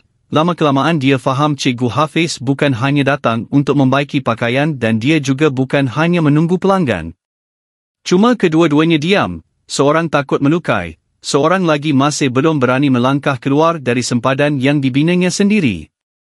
Pada awal bulan Ogos, cuaca di janda baik sering mendung, hujan dan panas silih berganti. Pagi boleh jadi terik, petang pula hujan lebat. Tetapi tanpa mengira cuaca, pelanggan di kedai jahit Yasmin tetap datang. Antaranya, nama Cikgu Hafiz sudah menjadi biasa. Dia tidak lagi datang dengan alasan yang jelas seperti membaiki baju atau mengukur seluar. Kadang-kadang dia hanya membawa beberapa biji buah kedondong dari pokok di rumahnya, kadang-kadang membawa asam bor yang dibuat oleh makciknya. Ada kalanya dia tidak membawa apa-apa, hanya singgah di bawah beranda, berbual tentang cuaca, kemudian pulang. Pada mulanya Yasmin waspada. Pengalaman lalu membuatnya takut pada lelaki yang terlalu ramah. Tetapi Cikgu Hafiz tidak tergesa-gesa, tidak banyak bertanya, dan tidak cuba masuk ke dalam hidupnya dengan cepat. Dia hanya datang apabila lapang, pergi apabila perlu, dan sentiasa menjaga jarak yang cukup agar Yasmin tidak merasa terpaksa membalas, satu penghormatan yang mutlak. Pada suatu petang, selepas hujan, Cikgu Hafiz singgah lebih awal dari biasa. Ketika itu hanya ada Yasmin di kedai, Makcik Zahara telah ke rumah Makcik Aminah di sebelah untuk membantu memotong sayur. Dia memarkir motosikalnya, berdiri di luar pagar dan memanggil perlahan, Kak Yasmin, hari ni sibuk tak? Yasmin yang sedang membetulkan lengan baju pelanggan, mengangkat kepala dan tersenyum, hari-hari saya lapang, kalau tak ada 10 helai seluar urgen. Cikgu Hafiz ketawa, senyumannya tidak riuh tetapi sangat tulus. Dia melangkah masuk, duduk di kerusi plastik di tepi kedai, matanya terhenti pada beberapa keping gambar kecil yang digantung oleh Yasmin di dinding.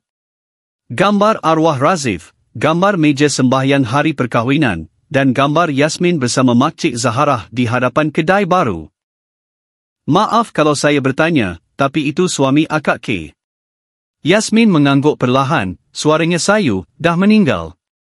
Saya tahu akak simpan gambar dia elok-elok, mesti dia orang yang baik, orang terbaik dalam hidup akak.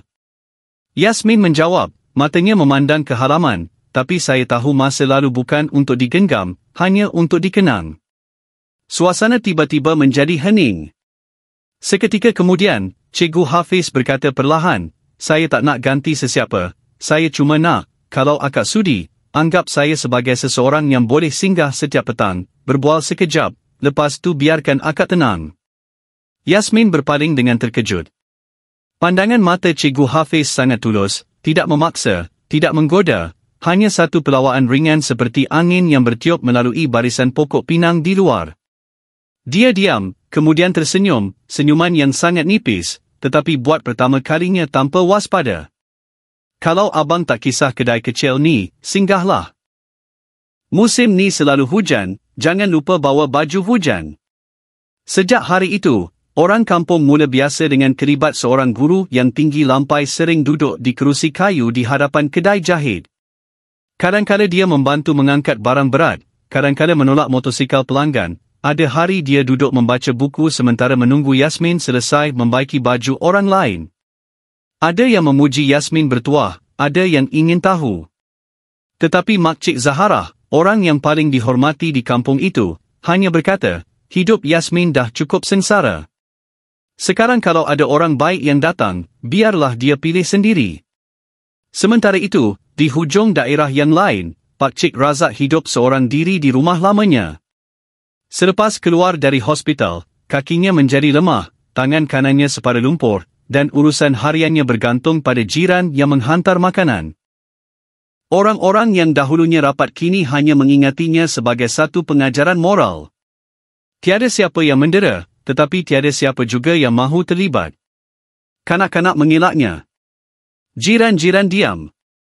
Orang berkata, dia pernah jadi ketua keluarga, siapa sangka. Pakcik Razak menjadi semakin pendiam. Rumahnya lembab, dindingnya bertumpuk-tumpuk kesan air hujan. Setiap petang dia duduk di kerusi lama di beranda, matanya memandang jauh, penuh kesepian. Tiada lagi Yasmin, tiada lagi yang memanggilnya ayah, tiada yang menunggu makan malam, tiada yang meletakkan bunga dan membakar colok setiap hari bulan purnama. Pada suatu ketika, dia cuba mengangkat sebatang colok untuk diletakkan di meja sembahyang arwah Razif. Tangannya terlalu menggeletar sehingga bekas colok itu jatuh ke lantai. Serpihannya berterabur, colok itu padam. Dia terduduk, kedua-dua tangannya menekuk muka. Buat pertama kalinya selepas bertahun-tahun, dia menangis teresa-esa, bukan kerana disisihkan oleh keluarga, tetapi kerana kata-kata Yasmin suatu ketika dahulu, ayah adalah bapa kepada orang yang saya cintai. Kalau ayah dapat kekalkan itu, saya akan sentiasa anggap ayah sebagai keluarga. Kini, segalanya tidak dapat dikembalikan lagi. Petang Sabtu, hujan turun renyai-renyai, angin sejuk menyelinap melalui celah-celah daun. Di bawah beranda kedai jahit, Yasmin sedang memotong kain untuk sepasang baju kurung apabila Cikgu Hafiz datang, membawa sebuah payung lama dan sebakul kecil. Akak dah makan ke? Tanya Cikgu Hafiz sambil meletakkan bakul di atas meja. Saya ada bawa mi kuah ketam makcik masak. Masih panas. Yasmin mengangkat kepala, terkejut tetapi tetap tersenyum. Macam mana abang tahu saya belum makan? Saya teka saja. Orang rajin macam akak ni mesti jarang ingat perut sendiri. Kata-kata sederhana itu membuatkan hati Yasmin tiba-tiba menjadi lembut. Dia memandang wajah ramah di hadapannya, merasakan keikhlasan dalam setiap gerak gerinya. Di dalam kedai kecil itu, mereka berdua makan dalam diam. Setiap suapan mi kuah itu terasa lebih hangat daripada bunyi hujan di luar. Selepas makan, Cikgu Hafiz tidak terus pulang seperti biasa. Dia duduk, memusing-musingkan gelas airnya, matanya memandang lurus ke arah Yasmin, buat pertama kalinya dengan serius. Yasmin, saya tahu masa lalu awak penuh dengan kepahitan. Tapi kalau boleh, berilah saya peluang untuk berada di sisi awak. Secara senyap pun tak apa, macam sekarang ni. Saya tak minta apa-apa, cuma nak menjaga, berkongsi, dan menghormati apa yang pernah awak lalui. Yasmin serba salah, jantungnya berdebar perlahan, bukan kerana terkejut tetapi kerana kata-kata itu, tidak berbunga-bunga, tidak memaksa, seperti sehelai selimut nipis yang cukup untuk menghangatkan orang yang pernah melalui badai. Dia diam agak lama, Hafiz tidak mendesak. Akhirnya dia menjawab perlahan, saya belum bersedia untuk mulakan hubungan baru, tapi kalau abang tak kisah, biarlah macam sekarang. Saya tak akan halang abang datang. Cikgu Hafiz tersenyum dan mengangguk. Itu bukan satu penolakan, tetapi satu permulaan yang perlahan, cara orang yang telah kehilangan banyak perkara untuk belajar mempercayai sekali lagi. Sementara itu, di rumah lama, keadaan Pak Cik Razak semakin tenat. Selepas beberapa kali sakit dada, doktor mengesahkan dia mengalami tanda-tanda awal kegagalan jantung. Ditambah pula dengan kesan angin ahmar, pergerakannya menjadi sukar, tetapi dia enggan dirawat di hospital. Dia mahu menghabiskan sisa-sisa hidupnya di rumah yang penuh kenangan bersama isteri, anak, dan Yasmin. Pada suatu petang, dia menelefon peguam pribadinya yang pernah menguruskan surat tanahnya, meminta peguam itu datang ke rumah. Dia berbisik, "Saya nak buat wasiat baru, supaya nanti tak ada siapa yang bergaduh." Peguam itu terkejut, "Tapi encik dah ada wasiat." "Saya nak ubah. Harta ni bukan lagi milik saya. Saya nak tinggalkan rumah ni pada seseorang dan minta perkara ni dirahsiakan sehingga saya tiada lagi." Peguam itu teragak-agak tetapi akhirnya bersetuju. Pak Cik Razak menandatangani dengan tangan yang menggeletar. Tulisan tangannya tidak lagi kemas tetapi masih cukup jelas. "Saya, Abdul Razak bin Kasim, mewasiatkan rumah ini dan semua hak milik tanah kepada Puan Yasmin binti Abdullah. Sebagai menantu saya, tiada siapa yang berhak mempertikaikannya." Selepas menandatangani, dia meletakkan pen, menutup matanya lama. Tiada siapa yang tahu apa yang difikirkannya ketika itu, sama ada penyesalan, penebusan dosa, atau sekadar melepaskan pada masa yang tepat. Seminggu kemudian, Pak Cik Razak dimasukkan ke hospital, kali ini keadaannya lebih serius.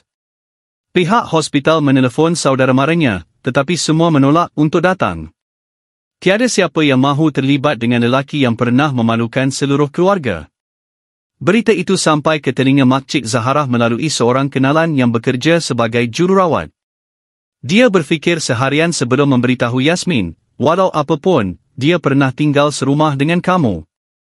Kalau kamu tak nak pergi, Mak Cik pergi seorang. Cuma takut nanti dia hembuskan nafas terakhir tak ada sesiapa di sisi, berat nanti akibatnya." Yasmin diam, dia memandang barisan pokok pinang di hadapan beranda, kemudian berpaling, "Biar saya pergi."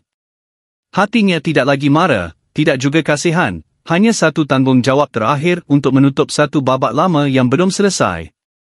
Di hospital, Pak Cik Razak terbaring senyap, matanya kabur, hanya dapat mengecam bayangan seorang wanita. Dia mengangkat tangannya dengan menggeletar, "Yasmin, kamu ketu." "Saya," jawabnya, tanpa mengelak. Setitis air mata mengalir dari sudut mata lelaki yang pernah berkuasa itu.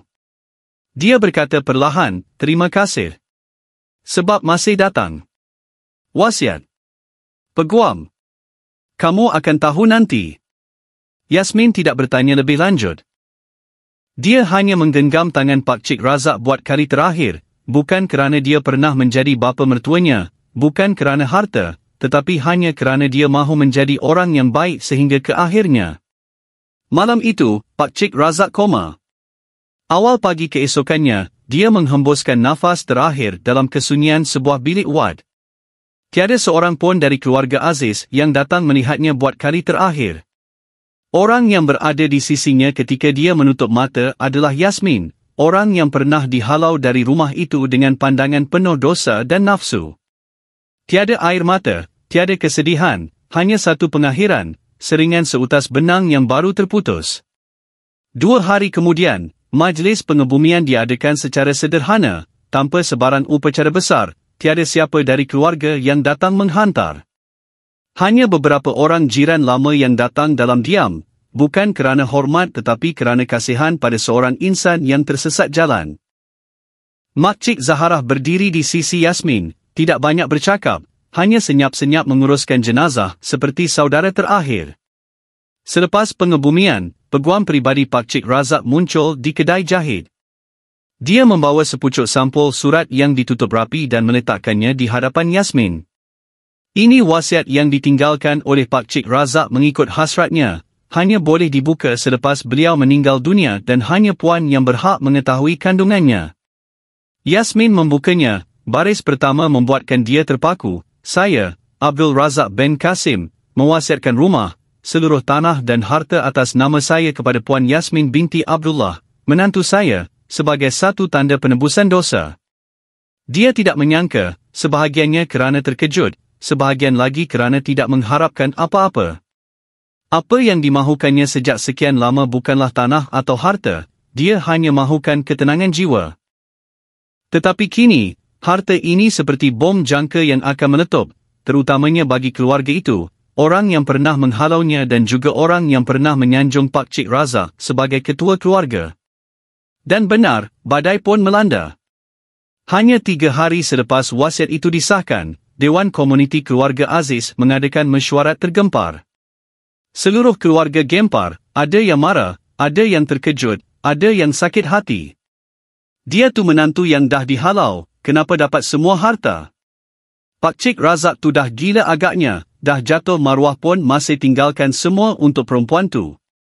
Kita kena saman, kena batalkan wasiat tu. Tak boleh biarkan menantu tak guna tu dapat semua tanah pusaka.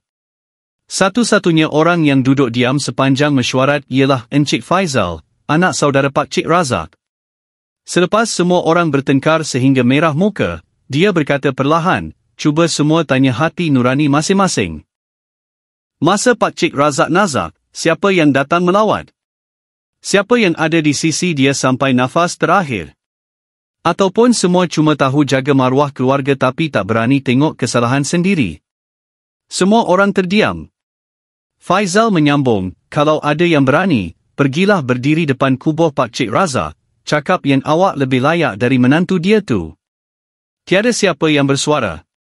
Mereka tahu Faizal betul, tetapi yang paling pahit ialah kebenaran itu adalah sesuatu yang tidak berani mereka hadapi. Bagi Yasmin pula, dia menolak semua tawaran wawancara dari akhbar tempatan, menolak juga mereka dari keluarga yang mahu datang berbincang. Dia hanya meninggalkan satu catatan di laman sosialnya, harta tidak boleh mengubah kenangan, tetapi saya tidak akan menggunakannya untuk membalas dendam. Malam itu, Cikgu Hafiz datang ke kedai membawa sejambak bunga keua putih.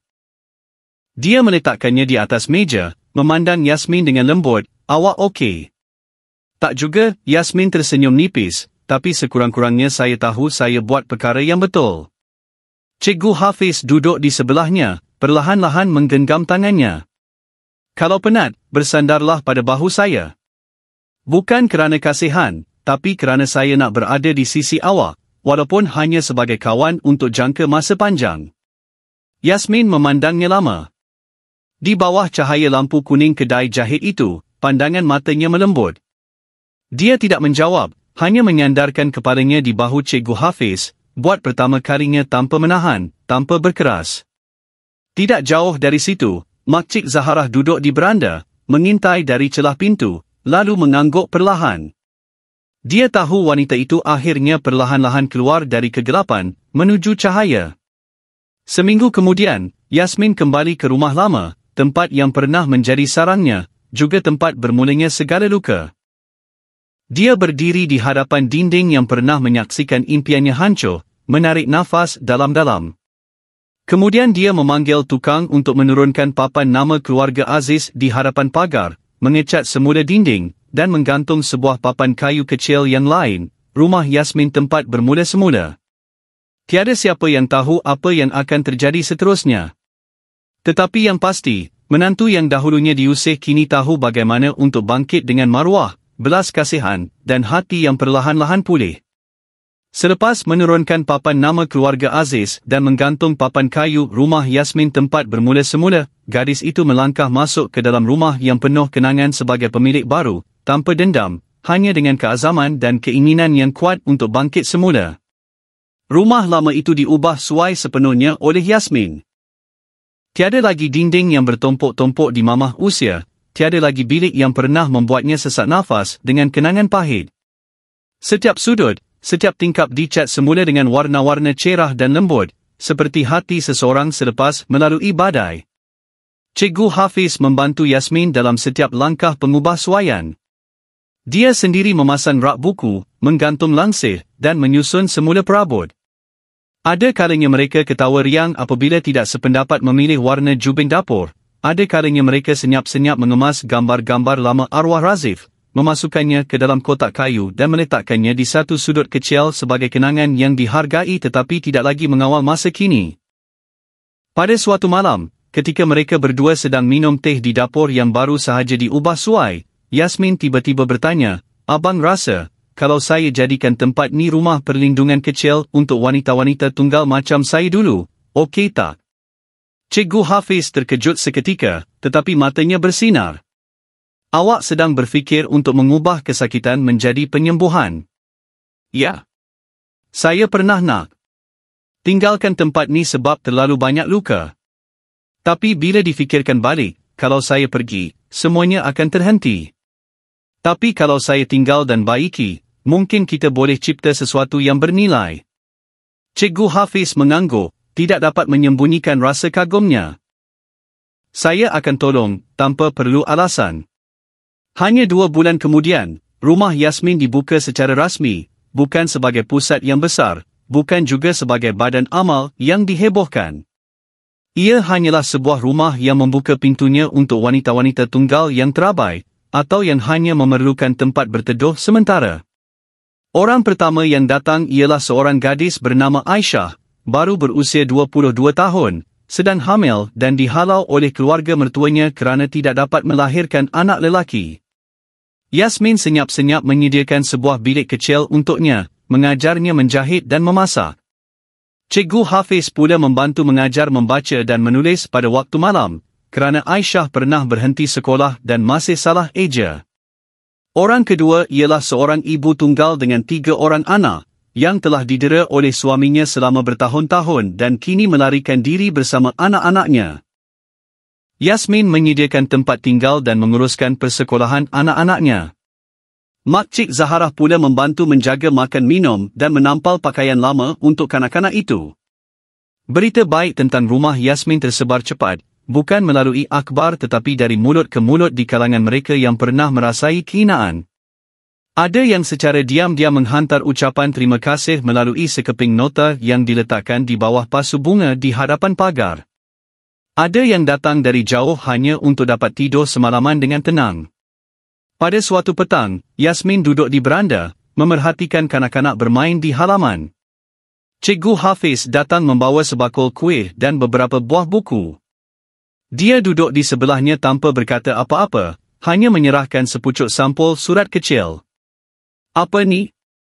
Surat permohonan pindah. Dia tersenyum, pindah ke sekolah berdekatan. Saya tak nak ulang-alik lagi, dan nak ada lebih banyak masa untuk tolong awak di rumah Yasmin. Yasmin memandangnya dengan terharu, tetapi Cikgu Hafiz belum berhenti. Dia mengeluarkan sebuah kotak kecil dari sakunya, di dalamnya ada sepasang cincin perak yang ringkas. Saya tak tergesa-gesa, tapi kalau satu hari nanti awak nak ada seseorang untuk temani perjalanan panjang ni, berilah saya peluang. Dia tertawa dalam tangisan, bukan kerana terkejut tetapi kerana segalanya datang pada masa yang tepat, tanpa paksaan, tanpa ikatan, hanya 2 insan yang pernah terluka bertemu semula dengan perlahan tetapi pasti. Malam itu, semasa makan malam di meja makan yang baru, Makcik Zaharah tersenyum ceria. Makcik dah tua, hidup tak lama lagi, tapi cukuplah tengok kamu berdua macam ni, Makcik dah tenang. Yasmin menggenggam tangan makciknya. Tangan kanannya pula diletakkan perlahan di atas tangan Cikgu Hafiz, sebab makciklah saya dapat hidup sampai hari ini. Di luar beranda, bunyi cengkerik rio rendah seperti muzik musim panas. Di dalam rumah yang pernah dipenuhi kegelapan itu, kini terdengar gelak tawa kanak-kanak, bunyi mesin jahit, suara membaca pada waktu malam, dan helaan nafas lega dari kehidupan yang benar-benar bermula semula. 3 tahun selepas kematian Pak Cik Razak, rumah yang pernah dianggap memalukan oleh keluarga Aziz kini menjadi alamat yang biasa dikunjungi oleh mereka yang kurang bernasib baik. Rumah Yasmin bukan lagi sebuah kedai jahit kecil yang sunyi, tetapi sebuah ruang yang dipenuhi kasih sayang dengan 3 buah rumah yang luas, sebuah kebun sayur organik, dan sebuah bilik darjah kecil untuk kanak-kanak dan wanita yang ingin belajar semula. Orang ramai sering berpesan, jika diceraikan suami, jika dihalau keluarga, pergilah ke rumah Yasmin. Di situ ada seorang wanita yang berpengalaman pahit tetapi kini sentiasa tersenyum lembut apabila menghulurkan tangan membantu mereka yang mahu bangkit semula. Cikgu Hafiz kini menjadi guru tetap di sekolah rendah di Pekan. Masih seperti dahulu, sederhana, prihatin, dan senyap-senyap membantu dalam setiap urusan kecil di rumah. Ada yang mengatakan dia rugi kerana terikat dengan seorang janda, tetapi dia hanya tersenyum, orang yang pernah sakit sahaja yang tahu menghargai kebahagiaan. Saya perlukan orang seperti itu, bukan seseorang yang hanya untuk mencantikkan hidup saya. Pada suatu pagi musim luruh, Yasmin tiba-tiba memberitahu Makcik Zaharah, saya dengan Abang Hafiz nak buat kenduri kecil, macam majlis perkenalan keluarga. Tak perlu besar-besaran, cukup beberapa orang terdekat. Makcik Zaharah ketawa sehingga berai mata, ingatkan sampai tua baru dapat dengar ayat ni. Ya, kahwinlah, supaya sisa hidup kamu tak sunyi lagi. Pada hari perkahwinan, Yasmin tidak mendirikan kemah besar, tidak mengupah kumpulan muzik, dan tidak memasang pembesar suara. Hanya sebuah taman kecil dengan meja panjang di bawah naungan pokok, diiringi oleh nyanyian beberapa orang kanak-kanak berbaju putih. Ada Makcik Zaharah yang terharu menyerahkan gelang lama peninggalan ibunya kepada Yasmin, ada Cikgu Hafiz yang menanti Yasmin keluar dari rumah dengan baju kurung putih ringkas yang pernah dibantunya memotong benang. Tiada upacara yang rumit, tiada hantaran yang gah, tetapi sesiapa yang hadir pada hari itu dapat merasakan ini adalah perkahwinan dua jiwa yang telah sembuh dan memulakan hidup baru bersama-sama. Di jalan kampung menuju ke rumah Yasmin, pada hari itu ramai orang yang tidak dikenali berdiri dari jauh memerhati. Antaranya ada beberapa wajah yang biasa dilihat. Puan Norlela, adik ipar Pakcik Razak, yang pernah lantang menghalau Yasmin keluar pada hari kematian Razif. Di sebelahnya ialah Encik Hisham, anak saudara Pakcik Razak, yang pernah mencadangkan pembatalan wasiat. Kedua-duanya hanya berdiri dari jauh, tidak berani melangkah masuk, tidak juga layak untuk mengucapkan tahniah. Pelik betul hidup ni, kan? Menantu yang pernah dihalau satu keluarga, sekarang jadi tuan rumah paling besar, paling dihormati orang. Puan Norlela mengeluh. Encik Hisham menjawab, suaranya seperti hilang, sebab kita salah tapi tak berani mengaku. Dia tak perlukan sesiapa balas budi atau balas dendam, tapi sikap baiknya dalam diam tu buat kita rasa lebih malu dari sebarang makian. Kedua-duanya berpaling dan pergi. Tiada siapa yang menahan, tiada siapa yang memanggil masuk. Rumah Yasmin bukan lagi sebahagian dari keluarga Aziz, tetapi simbol kebebasan seorang wanita yang berani keluar dari belenggu prasangka. Malam itu, selepas majlis, Yasmin duduk seorang diri di beranda, memandang langit yang penuh bintang. Cikgu Hafiz datang duduk di sebelahnya, perlahan-lahan menggenggam tangannya. Terima kasih sebab pilih abang. Yasmin menggiling perlahan, saya yang patut berterima kasih pada takdir sebab akhirnya pertemukan saya dengan orang yang pandai mendengar. Angin sepoi-sepoi bahasa bertiup. Makcik Zaharah melintas, memandang mereka berdua lalu tertawa. Kamu berdua jagalah rumah ni macam jaga satu sama lain, ya? Ia pernah jadi saksi kesedihan, tapi sekarang ia mesti jadi bukti. Asalkan hidup baik-baik, sesiapa pun boleh mulakan semula. Di halaman, beberapa orang kanak-kanak sedang bermain. Gelak tawa mereka memenuhi ruang. Di dalam rumah, seorang ibu tunggal sedang mendodoikan anaknya. Di dinding, papan kayu bertulis, rumah Yasmin tempat bermula semula, masih bersinar di bawah cahaya lampu kuning yang lembut. Satu babak lama telah ditutup, satu kehidupan baru telah dibuka.